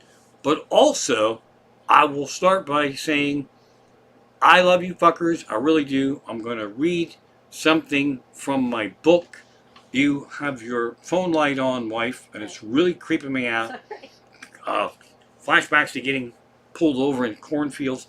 So I'm gonna read you this thing from this is my prologue, and then I'm gonna wrap things up for the night. Now I'm gonna get this recorded better for my unshunned. You fuckers rock. I'm babbling. There's Mystic Seer. Mystic Seer. Am I ever going to end this live stream? Now I won't look at the specific one I've just said. Am I ever going to end this live stream? And it says, Mystic Seer says, it all depends on your point of view. See, that fucked me up because he didn't really say, yes, I'm going to end it. No, I'm not. I'm saying, then I'm turning into Shatner. Is it going to end by 10 o'clock? Let's see. The answer to that is obvious. See, that fucks me up. That fucks me up. You motherfucker. Now you turn on fucking Shatner right now, and then, son of a bitch, will we ever get out of this live stream? That's up to you to find out. Fuck me.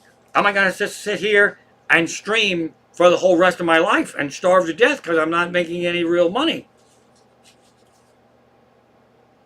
If that's what you really want. Why the fuck would I want that? Why the fuck would I want to sit here and not make any money? You motherfucker. What the fuck is wrong with you? I am not reading the fucking prologue now. He's fucking sitting there laughing at like a fucking dickhead. Should I end my live stream right now? Whoop, it's upside down. Wait a minute. If that's what you really want. There might be fucking repeats in here. I don't know what happened here. Should I end my live stream and then start a second one up right away? You may never know. See, that doesn't fucking match. Alright, this isn't going where I wanted it to go. I was going to read the prologue. Now I can't because this is funnier than that. But here, I'll read the prologue anyway, and I'm getting the fuck out of here. I'm babbling, but some of us are having fun sometimes, and that's the important thing. So here we go. Oh, when I do the audio book, if you listen to any audiobooks, they always say Audible presents. I'm thinking of going unaudible. It's like a mock. Presents stories from Raymond the Amish Comic's eventual book, as read by Raymond the Amish Comic, written by Raymond the Amish Comic, edited by someone who's probably now in a mental institution because they edit my book and they didn't realize what they were getting into and they didn't understand how the trolls in the idea hallway worked. But here we go. Pre-prologue. He'd always wanted to be in a prologue. Now finally, since he was writing his own book, he could write himself into the prologue. He'd struggled through enough prologues to decipher their true purpose, to pique the reader's interest, but leave them hanging, wondering, trying to make sense of it all. They'd have to read the entire book to understand the prologue. That's exactly what he wanted for the book of his stories. Something confusing to peer pressure the reader into reading his book. Man, that's me, actually, but prologue you talk in third person, so I'll have to fucking work on that a little bit. A man had never fully recovered from reading the most confusing prologue he'd ever read. A prologue so confusing, he read the prologue a dozen times before finally saying, fuck it, I don't understand it, I'll just start reading the fucking book. So he powered through that prologue to start to read a 15-book series. A 15-book series that he had read over 4.4 million words. Had he actually read over 4.4 million words? He seriously doubted it, but he read the 15 books, and it says there's 4.4 million words in those books, so he had absolutely read 4.4 million words. The man believed this was worthy of a t-shirt somehow, just like the golden arches at McCrinkle's. See, that's like inside humor for the fan. It's like a reference to McDonald's, fucking Donald's, but I shouldn't really say that now because it's kind of like an Easter egg hidden in the book. So if you've seen my show, then you get the McCrinkle's reference. If you haven't seen my show, you don't know what the fuck it is, but I won't explain it in the actual book. But you folks are the inside here. So, but the man figured that should be a t-shirt, like kind of like the golden arches at McCrinkle's. Over 4.4 million words read. The man reflected on his multi-million word reading achievement, and to his shock and awe, the prologue from that book, 4.4 million words, a prologue that didn't make any fucking sense, a prologue just sucked the fucking life out of him. Son of a prologue sucking bitch. It actually made more sense after I read the book. This concludes pre-prologue. Tune in this week on Unshun. I'm going to drop some of these motherfuckers on there. I love you. I'm complete. See if I can click out of here now and go back to this fancy Streamlabs thing I have and go right here. That says final plug. I shouldn't have clicked on that. Stream ending. So Randy Lehman's in the house. Look, he gave me, you fuckers, you want me to stay, don't you? You son of a bitches. All right. Listen. This is embarrassing because now Randy Lehman, I didn't see him in the house before. Now he's there. Did he just get here now? Because that could be a trick that the unshunned, you fuckers, that could be, let me tell you something here. I figured this out. This is Richter. Richter, bourbon balls motherfucker. Richter, you pulled some shit off here. I know what you fucking did. Richter rallied and organized the unshunned to come in single file, hand-picked, when I think I'm going to end the fucking stream. Like you just hold somebody back. I don't know how you decided. I don't know if you fucking draw straws or you say, okay, it's your week. And then just when he thinks he's going to end it, you come in with a fucking tip. That's Rockstar. Because I am a whore trying to get money here. That's amazing. But somebody fucking organized this thing to make it so that I can never leave. Which brings me to something that I think would end all of our financial woes, but we will never do it. My wife and I would be the most incredible reality show. We would kick fucking Osborne's ass because we are that much fun. We are that fucking weird. But that's like too insane. It's really nuts enough. Could you imagine how fucking nuts our life would be if I allowed a camera come into our home and just people could see how we are at home? That's fucking nuts. That's kind of sort of what I'm doing now, though, except it's more controlled. See, if I could do that, we could do a reality TV show where we just film this fucking couch all the time. That would be fine. But I don't want them to see me out there fucking cooking fake meat and burning it and trying to figure out what air fryer parchment paper is, and then having Mary fling it the fucking window, and then I have to crawl around and shovel. I fucking shoveled the path for Bearcat today so it could get to its house. So when Mary saw it, it could throw itself in the window. I don't want to have I'm not famous enough, really. I think to have a reality show like that, you have to be like really kind of like famous. But if I had that reality show, then I would be that famous. So there's a double-edged sword there. I'm gonna say I'm gonna tippy toe here. Everybody's all worked up about cancel culture. I'm not. Stand-up comedy is the very fucking essence of cancel culture. My entire career. I started in 1991.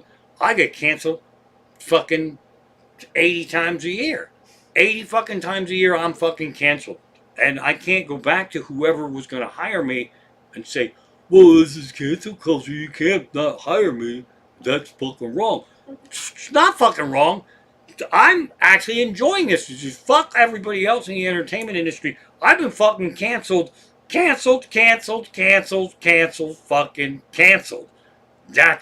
And every so often, something cool happens. Like, I got a feeler for private gig, and it is a couple who was nuts enough to hire me for a wedding, and they knew who I was. So that's a badass wedding right there.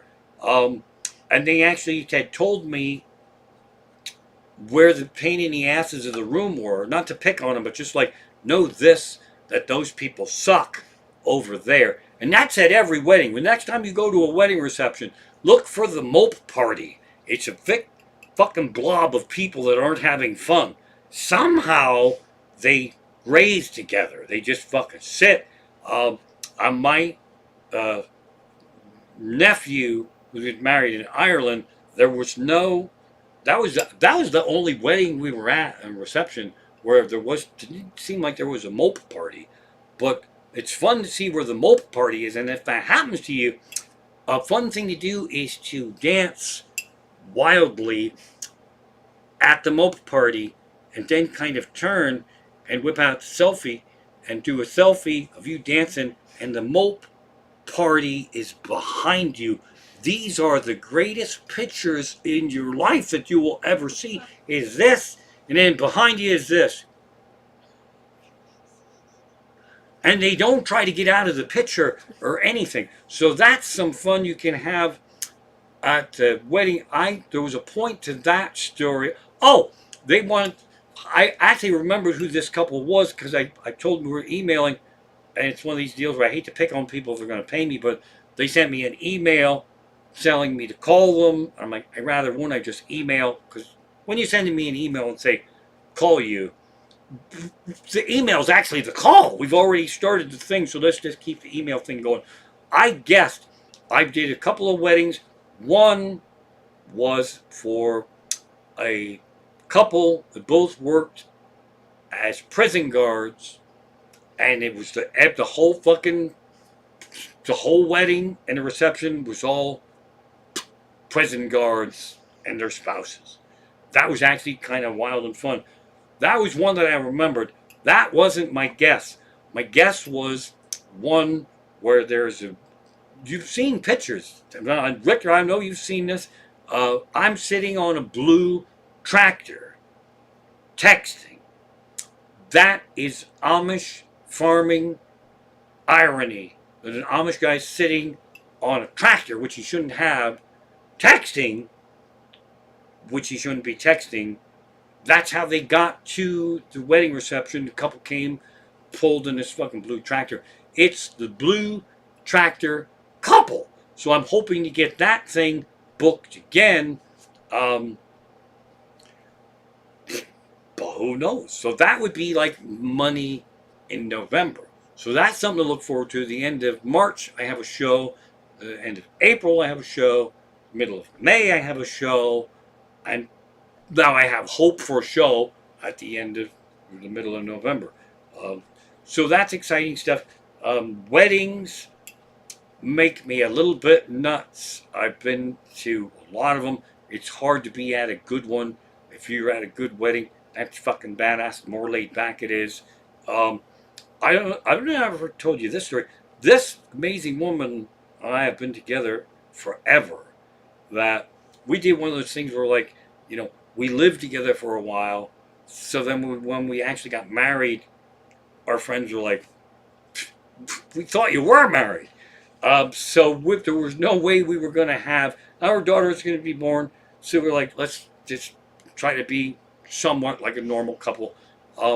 So knowing that all of our friends and family knew that we were a couple and that we were getting married because it was a really good idea to do for us and for our daughter and family and friends,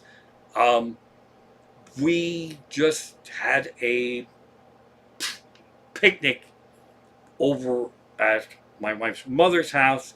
Joyce, friend of Sparky, Joyce with the Joyce of the Screens stories and all this shit. So I got some great Joyce at the airport stories. We just had a picnic over there, and we ordered a gazillion fucking takeout dishes from the Chinese restaurant, and we had Chinese buffet, and we had a picnic, and it was just amazing. And a friend of mine, whose son is getting married, he was a little kid, same as our daughter's age, he's getting married in May. We're going to that wedding. He came to the wedding with his now ex-wife, and they had spent a metric fuck ton of money on their wedding. And he looked at me and he said, I had way more fun at the Chinese takeout picnic wedding than I had at my $83 trillion wedding. So I love you, and I also fucking hate you right now because this is badass. So that was kind of amazing. And I used to do shows at the Days Inn Conference Center that I ran myself, and they had big divider in the room there. And sometimes there was that was in Reading. That I used to get the whole big room. In Reading, I did shows in a hotel where there was a room divider, and there was a fucking wedding reception. on the other side of this wall, of which I absolutely dealt with, and I wish I had fucking film of that, because it's hard enough to perform with teeny little distractions, but when there's a whole fucking wedding reception going on behind you and the music's jamming and all that shit, my basic instinct is to turn and yell at the wall and tell this wedding reception, quiet! But that really didn't work. But she kind of, sort of tried. Um, so weddings, we're not really in wedding season. So that babble, whatever I was doing, that didn't really go anywhere that I wanted it to go. I could try to sleep again. Let me look back at my notebook. We could do, I've tried this before, we could do like a, oh shit, what is it? No, it's gone, whatever it was. So, we can't do that. Um,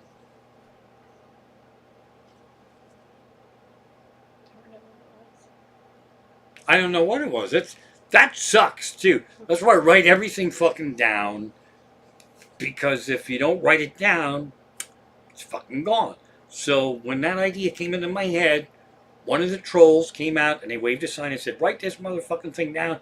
I'm like, trolls, you got fucking poster board and Sharpies. Why don't you fucking write it down? But the cocksuckers don't fucking write it down. So that thing is just fucking gone. I will search in my notebook and see if I wrote anything fun. I wrote some terrible shit in it. There was a point to all this. Cancel culture. I don't want to get political, but there was a point to that. People are going fucking nuts. I won't mention the guy's name. He's a podcaster. He said that woke filmmakers have made it so there's no longer any great comedy films being made, like Kingpin.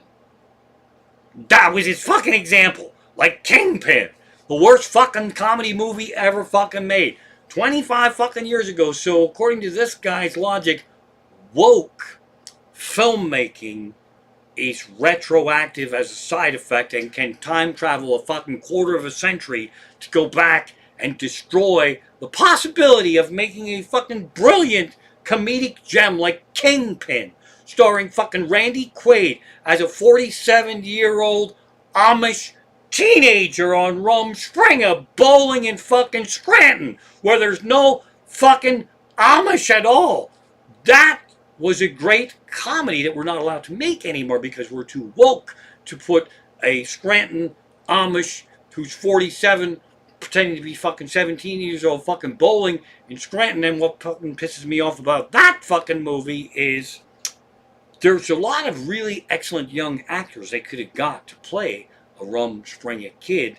Even the fucking kid from the movie Witness who's grown up, he looks like a fucking teenager. No, let's just get a fucking old man. Let's get fucking Jack Nicholson, motherfucker, and just pretend he's a 17-year-old Amish kid on Rumspringa who likes to bowl in Scranton up there where there's not a fucking Amish to be seen in a million fucking miles.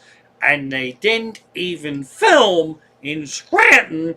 They lied. They fucking lied.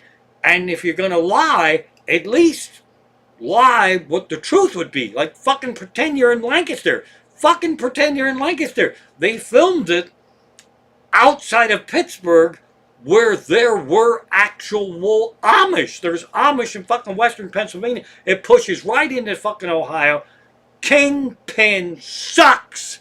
And woke can't fucking time travel. And if you're waiting for more brilliant pieces of comedy to come out in film, like Kingpin, it's likely you'll be stuck here with me.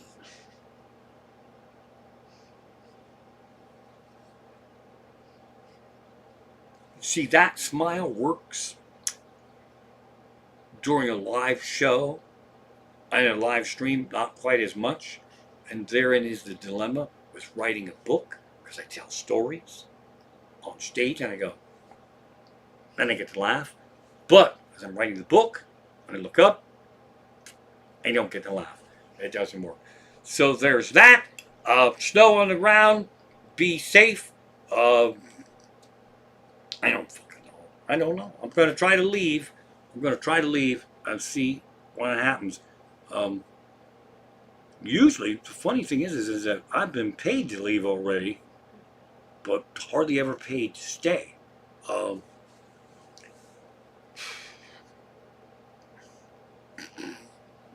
It seems like I'm drunk, but I haven't even drunk this yet.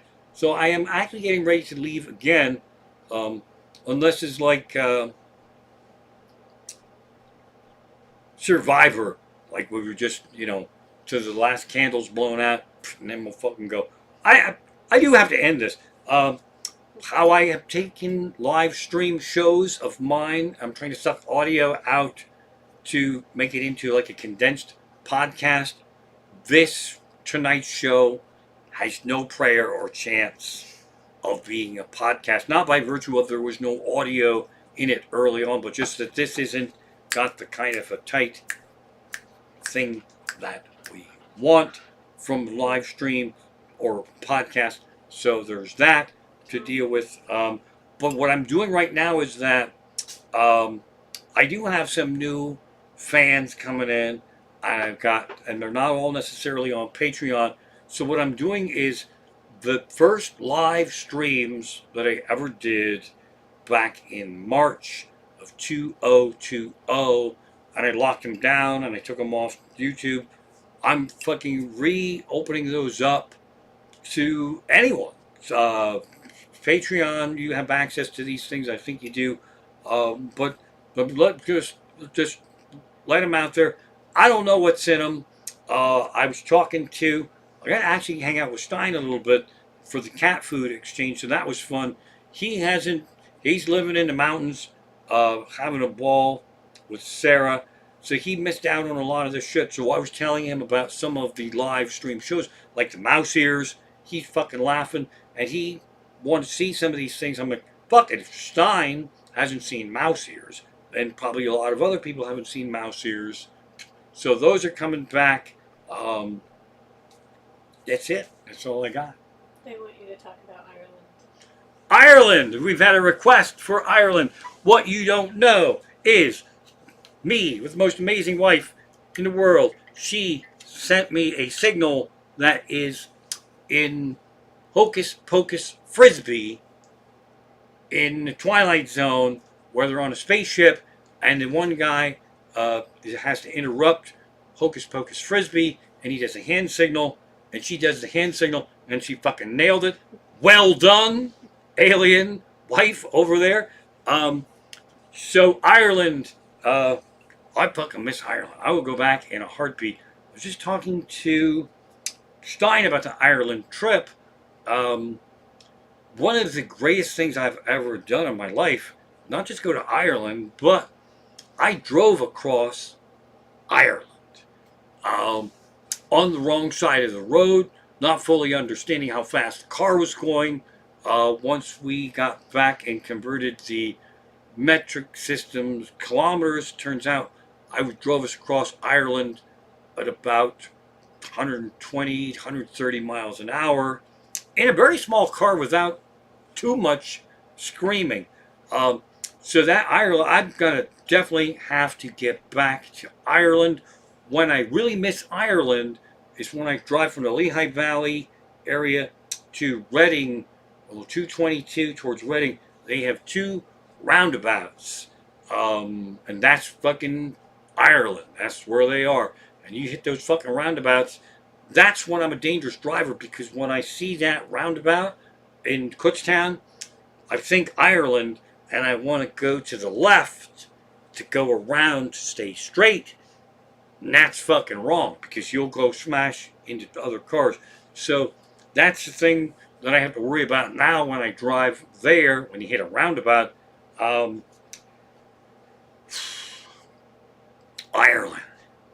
Susan said, love the bartender story. Oh, the bartender stories are really, there's two bartender stories. Actually, again, when we're talking Ireland, we're talking about my inner circle and the greatest family anybody could hope for. Now we got to flip back to the Bearman if we're going to Ireland. I was going to Bearman and Keith right before going to Ireland. I've never went anywhere. Basically, summers in comedy sucked batshit balls. It was a July trip. Um, we really spent most of our money on passports and things like that. I did bring for a raincoat that I got for like $12 at Nordstrom Rack. I forgot to bring it, but now I have a raincoat that reminds me of Ireland because I wear it now to make up for not having it in Ireland. Um, so I was pissing and moaning off the air to Bearman and Keith.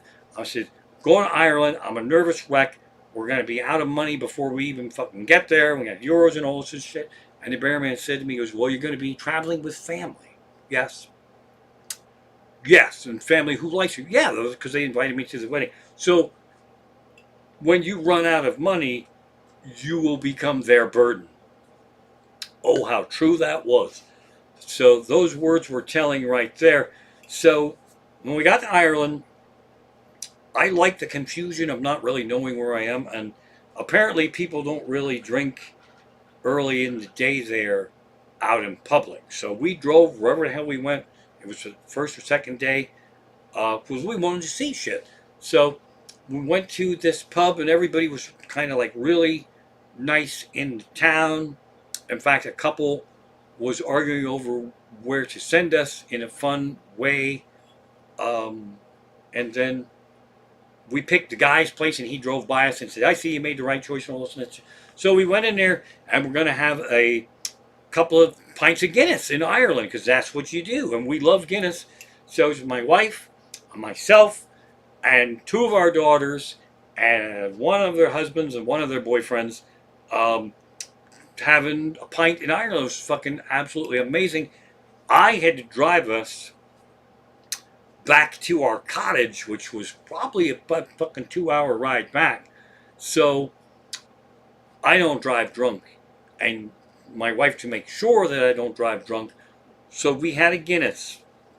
Like, we all had a Guinness, and that was it.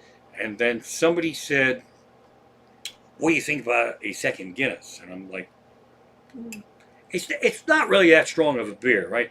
So we're going to have a second round of Guinness. That's what's going to happen. And my wife and I were going to split the second Guinness. That was it. We all had our own. And then the second one was going to be a couple's Guinness. And we'd have a couple's Guinness, and then I'd have a sip, and then she'd have a sip, I'd have a sip, she'd have a sip. And Guinness, you're actually supposed to gulp. That's the next bartender story. It's 5 gulps maximum right there. So I had my sip. I set it down and I was looking around because you want to see what's in the Ireland pub and all that shit. And I looked down the glass and my wife fucking chugged it. My wife chugged a Guinness that was -1 sip or slug for the team so I wouldn't kill us. It was hilarious. Probably the funniest, sweetest drinking of a man's beer that you could possibly imagine. So that was awesome. And then we're getting ready to leave. There's like fucking 2 people there. And that's another thing. You hold the Guinness up and the sunlight comes in. Guinness is actually red. It's not brown, it's red. So that's important to the second bartender story that I'll be telling. So this one guy at the bar, and he's kind of like, he seemed like he just lives there, and then he passes out and he wakes up and he drinks more. And then there was another guy there who heard me yapping. That's what I do. This is part of my book, actually, because I love to tell stories. When you get me going, I fucking go. And it's fun to tell the stories. It's fun to be in the stories. More difficult to write the stories. So I'm telling stories like nobody's business over there. We're having fun. One of the 2 other people that were in the bar came over and said, do I detect a Pennsylvania accent? I'm like, fuck me in a bucket of goo. How the fuck? I can't fucking go anywhere. He's fucking hearing me. He didn't hear fucking anybody else. He hears me, and he's going fucking nuts. It turns out this guy was a hybrid, weird accent himself. He could pick out the Pennsylvania accent because he was born in the South, Louisiana. He hated the Southern accent, so he moved north to Pennsylvania to escape the Louisiana accent. Then he got some kind of weird hybrid Southern accent, Pennsylvania hillbilly, now 6 years in Ireland accent. So I don't know what the fuck, how it really sounded, but he told that story. And then as we were leaving, I said to him and the bartender, come all the way from Pennsylvania to Ireland for a wedding.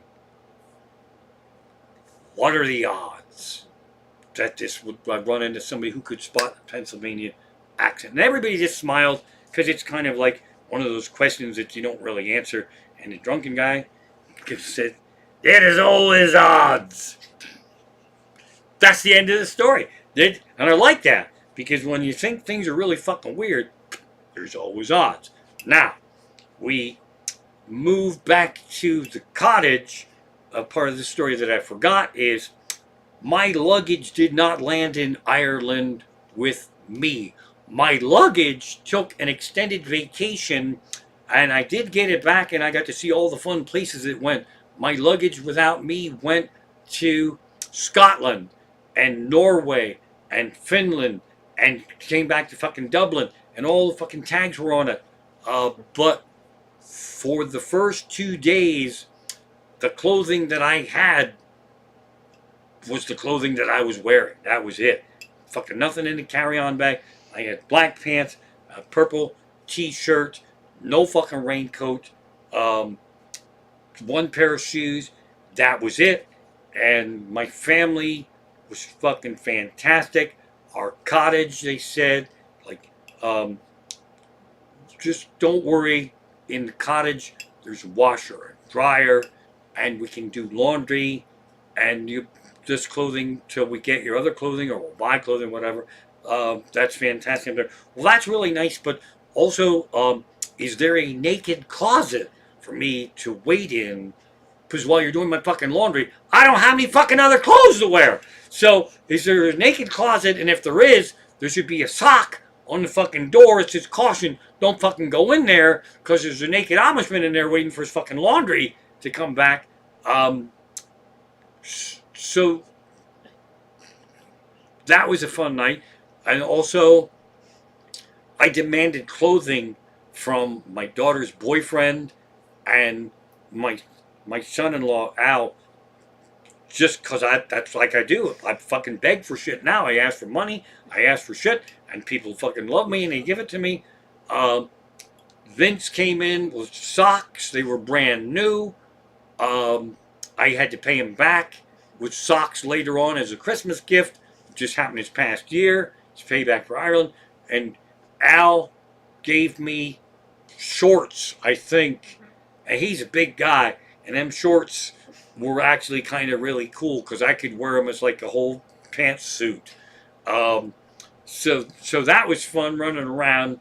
And the first 2 or 3 days of pictures of Ireland, I got that same fucking purple shirt on all the time. So that's fun there. So now we get to the part where I got my clothing back. I got my bag back. This was exciting. Our cottage was in the woods. My son-in-law, that's my son Al. He fucking was calling places up, shaking them up. We got to get this fucking bag, and you got to find the bag, and let's bring it. And there's a wedding. And there's my father-in-law, and just got to fucking do it. So we also didn't want to ruin our fun waiting for my rest of my clothing to come back.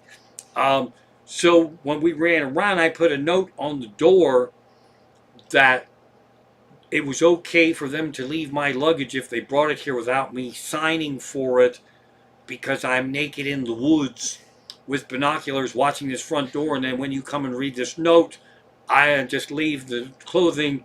I'll know it's safe for me to come and get other clothing because I'm out of clothing. I'm naked in the woods. And that actually worked. They did leave the clothing, so I don't know if they read the note or I scared them. I don't have the slightest idea. So we get to the wedding. I can't skip the wedding to get to the reception because This was the single greatest wedding next to the Chinese buffet wedding. Actually, their wedding was way better than ours. I mean, It was really fuck, fun. you can't fucking beat an Irish wedding. So they had open bar, and they're probably still paying off that bar tab because there was Irish people there. That's why we were there. My nephew's bride, family's from Ireland. She's his family over there. They go back and forth all the time. Um, but you don't have open bar at an Irish wedding unless you're thinking of like winning the lottery or something. So this was a buzz, even by the people that worked there. Like, see what's fucking wrong with these people? It's fucking open bar. That's fucking crazy. So we go to the bartender, and I'm talking this way and that, and I order a Guinness, and they are very proud of Guinness. I love Guinness. There's an actual way to pour it, so it's the perfect pour, and he poured it, and it was all. He was very proud of the pour, and he asked me how many gulps, and I didn't know. So now I took it upon myself to count the gulps, and the gulps were going to be, for me, a Guinness is gone in 4 or 5 gulps, unless my wife gets to it first. Um, so then he was trying to teach me about the Guinness, and he was going to tell me that the Guinness is actually not brown, to which I interrupted because that's what I'm good at. I said, I know, Guinness is red because I was at a pub earlier in the week, in the day, and the sun came through and shined on the Guinness, and he goes, Guinness hates the sun! And it really does. Here comes Mary. I don't know if she's going to stay because I don't have any treats. Um, so this is something that nobody knows except us. Um, when we went to Ireland, part of the money that we spent was Sparky was down here, and Mary, feral killer, was upstairs, and this is a door that was closed to go upstairs, and I built, and Mary can actually open that door. She gets to the bottom step and start poking at it and pushing it and just fucking pop it open. So I had to build a contraption on the door that goes upstairs. That's still there now, and I got to take it down because when we open our door, there's a big fucking spring on it. Fucking pulls it and it can knock your fucking head off. But I had to put that there so Mary wouldn't escape and attack Sparky while we were in Ireland, and we had to get a shout out to Karen, who really took care of Sparky, and one of her main duties was to make sure Mary got what I call a pan. It's a little appetizer treat in the morning, or she fucking cry and just make everybody fucking nuts. So that was a thing we had to take care of. So they gotta remind me to take the Mary slamming door trap down from up there. So that was crazy. And then we got an earful from her when we got home. So now we're back to Ireland. More fun stories. The Ireland roads are small. And when I say small, they are really fucking small. If you took a smart car and put it on a road in Ireland, there are some roads that the smart car would take up the whole fucking road. And there you'd be out in the middle of nowhere, and the speed limit would say 70 kilometers, which seemed excessively fast in the kind of a place where only one fucking car would fit on this road. And they also didn't have ditches. The sides of the roads a lot of times had little fucking rock walls and shit. So if you hit something there, pow! And also the rule of thumb was if you were going down a road and another car was coming at you, I didn't find this out till the wedding reception, big car wins. Simple as. Smaller car backs up. It's some kind of Irish driving protocol, which didn't really apply to me anyway, because a rental car, we always had the smallest car that there was, so we did a lot of fucking backing up. So at the wedding reception, I was partying with Irish policemen, which I didn't even fucking know. Uh, and they were really fun. Once I found out they were Irish policemen, I had not yet driven across Ireland to Galway. That was going to be the next day. So I was quizzing them. Um, oh, back to the wedding. I missed this part. What sucks about weddings the most is they're too long and people want a fucking beer and a cookie. We were served beer and cookies walking into the wedding. They're like, they didn't say it, but it was like, we understand this part of the wedding can be a little, drag on a little bit, and people go, I'm so fucking hungry. Here, have a beer and a fucking cookie. You can see picture, I'll post it. There's a picture of me with a beer and a cookie in a nice suit in Ireland. It's really the happiest you could possibly fucking see me. My wife was looking sexy as all hellfire over there. So we were having a ball of it. So we had beer and the cookies at the wedding. That was amazing. So then we're all getting fucking hammered at the reception, and they actually have a second meal, like when it's like midnight, and everybody's really fucking drunk, and they're hungry. They're gonna keep drinking. They have an actual second fucking little meal so you can drink more. That was fucking badass. So I'm talking to these cops, and I'm like, okay, so I haven't been able to decode these, the metric system driving around. Like, if it says 110 on the sign, and I drive 110, I don't really know how fast that is, but everybody's road raging. And I don't really know how fast I can go before I'm in trouble. Hang on.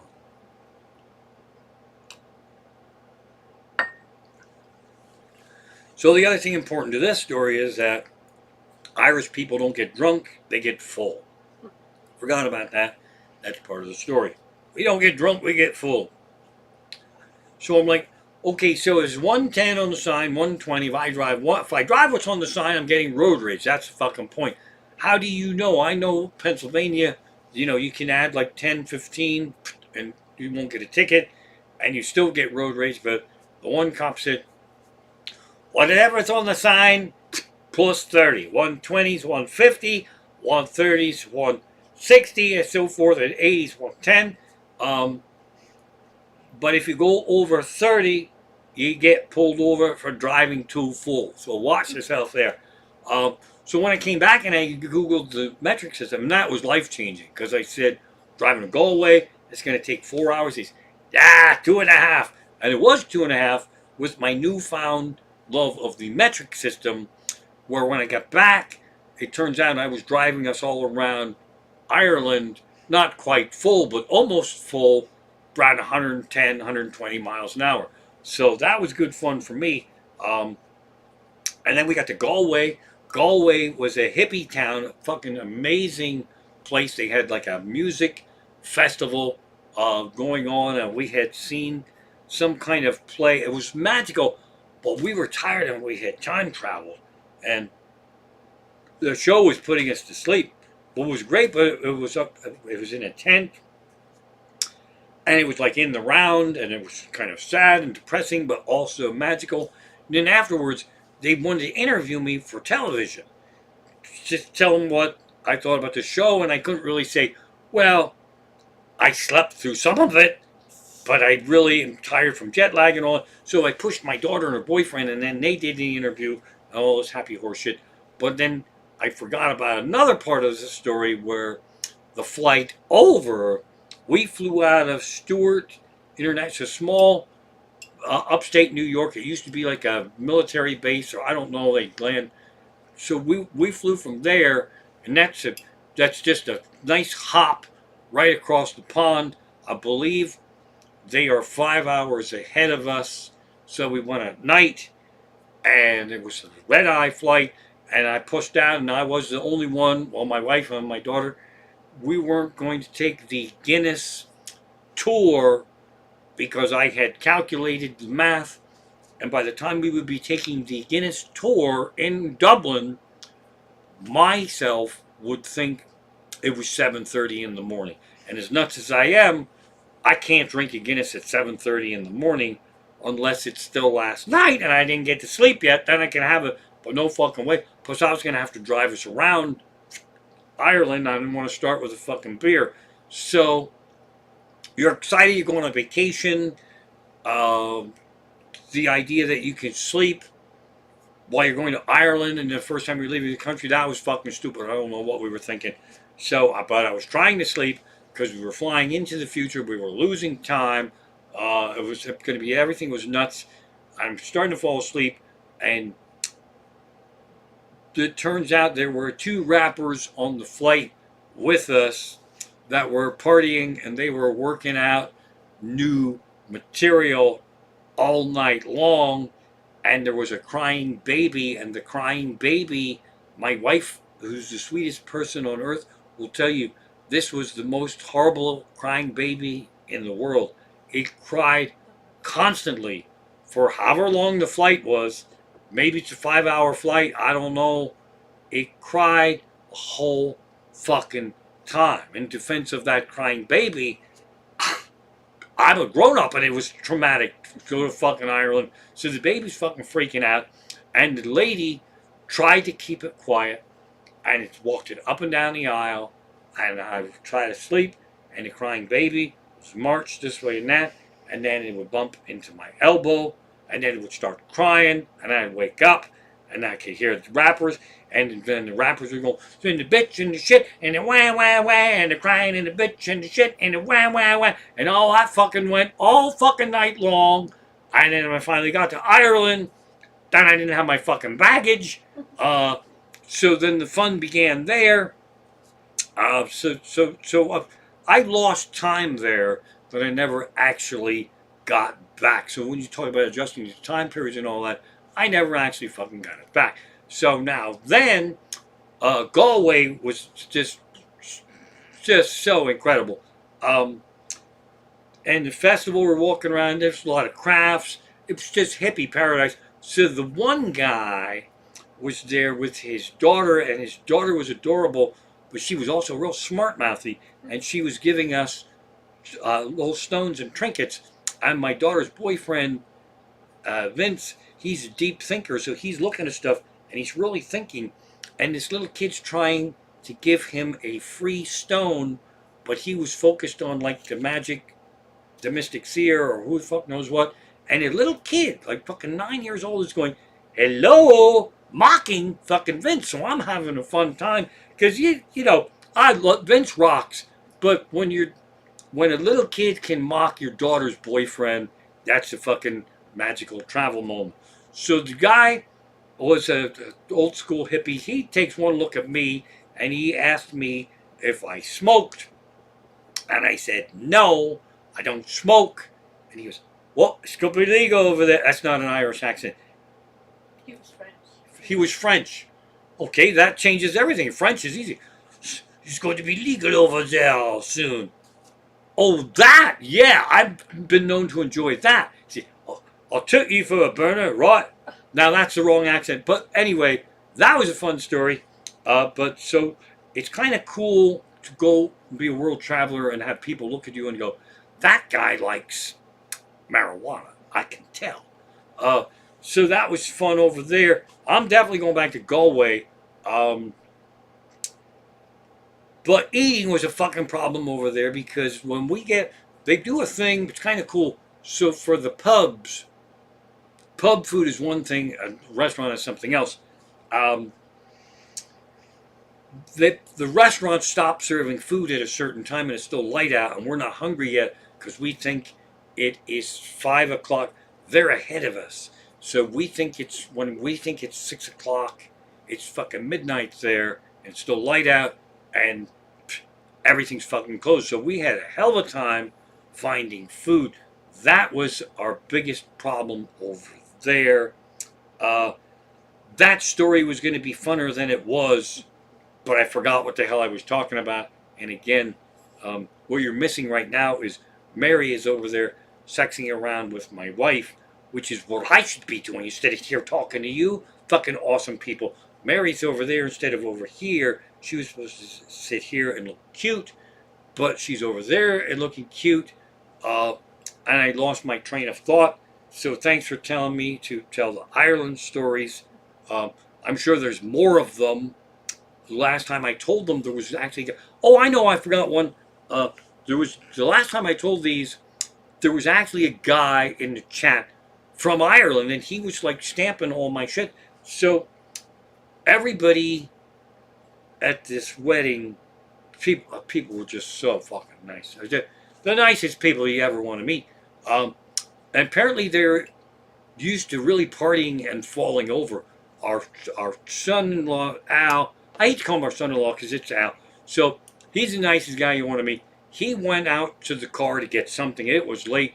He tried to help a lady up who had fallen into the side of the hill, and he went down. Say, "Are you all right?" Let me pick you up and see. Piss off! That's only my first fall. I got two more before there's trouble. So apparently there's a 3-fall rule when you're drinking over there. That like they spot you 1 or 2, and then you can have a few more. So that's some fun there. Oh, I know another good one. So my brother-in-law, father the groom, was drinking vodka and cranberry to the point of where he was famous with like the bartender for ordering vodka and cranberry, which we were happy about because he likes Miller Lite, and we're like, dude, you can't fucking go to Ireland and order a Miller Lite. Just fucking don't do it. So he picked vodka and cranberry, and as the night went on, the amount of vodka versus cranberry got to be like fucking 9 parts vodka, 1 part cranberry. By this time of the night, it was known that that was my brother-in-law, father the groom. I was going over to get a Guinness or a Jack Jameson and Coke, which I never had before, but the bartender talked me into it. It was a great fucking mix. And my daughter, our grown-up daughter, said, could I get her a vodka and cranberry, which I ordered for her. And as the bartender was making it, he set it down and he said, "The father of the groom." No, it's for my daughter. And he just kind of went, because he poured for our daughter a fucking glass of vodka like this, and that much cranberry, and she sipped it. Pow! Fucking eyes popped right out. So that was fun right there. Oh, and then more fun thing, our cottage, right? This had to do with the small roads. Our cottage was amazing. It's an old stone, used to be a schoolhouse. If you've been to Dublin, Dublin's the city. When you go into Ireland, there's mountains of Game of Thrones shit, like Vikings and all that, where they filmed the show Vikings was over there. It's fucking just gorgeous country. But we were off the grid. We were in the fucking dirt road, and we had not yet gone to our cottage. We were still looking. And I had this little rental car. I'm trying to figure out how to drive on the right side of the road, which is the left side of the road, but it didn't matter because we were off the grid and we were on this dirt road looking for this fucking cottage. And it turns out this place was so obscure that a pub only like a mile down the road never heard of a rental place actually called the Schoolhouse. It's actually called that, but you can't see it from the road. So everybody's telling me which way to go, this way and that. And my wife said turn left or turn right, but I went too soon. And I went up this little rental car. Sounds like I'm making it up, but I'm not. And I got kind of stuck. And they're like, no, this is the wrong road. You got to back up. I said, I'm trying, but I can't. Because I got the car up and was stuck on the rock like a teeter-totter, whatever the fuck those are, on the playground. Where the kids sit on it, and if the fat kid goes this way, and then it goes that way. Had the fucking car like that. So some of us had to get out of the car and move it so it could teeter-totter back to where it was going. So these stories are perfect because they really have no point or an end to them. I've really got to figure out how a way to wrap this up. It's 10:33. Even if you allow for no audio, this is too fucking long. So, there you go, Richter. There's some Ireland stories. I know they weren't told the way you remember them. That's the problem I have with the book. Because how I told you those stories before, that's how you want to fucking hear them. The problem for me is to write those stories in a fucking book, so when somebody reads them, they read them like how I told them, and that's fucking impossible. Send me money.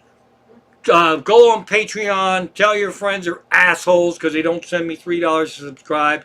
I am definitely going to wrap this thing up. You folks rock. It's way too late. I'm hungry. And we have to also investigate what that loud noise was. Anything that wants to come and kill us would have had a perfect opportunity. Let's see. There's the final. I clicked on that. The thing just says final plug. Oh, there it is. There's me on different social medias. There's me. Be right back. There's me. That's live scene. There's me. That's unshunned tears.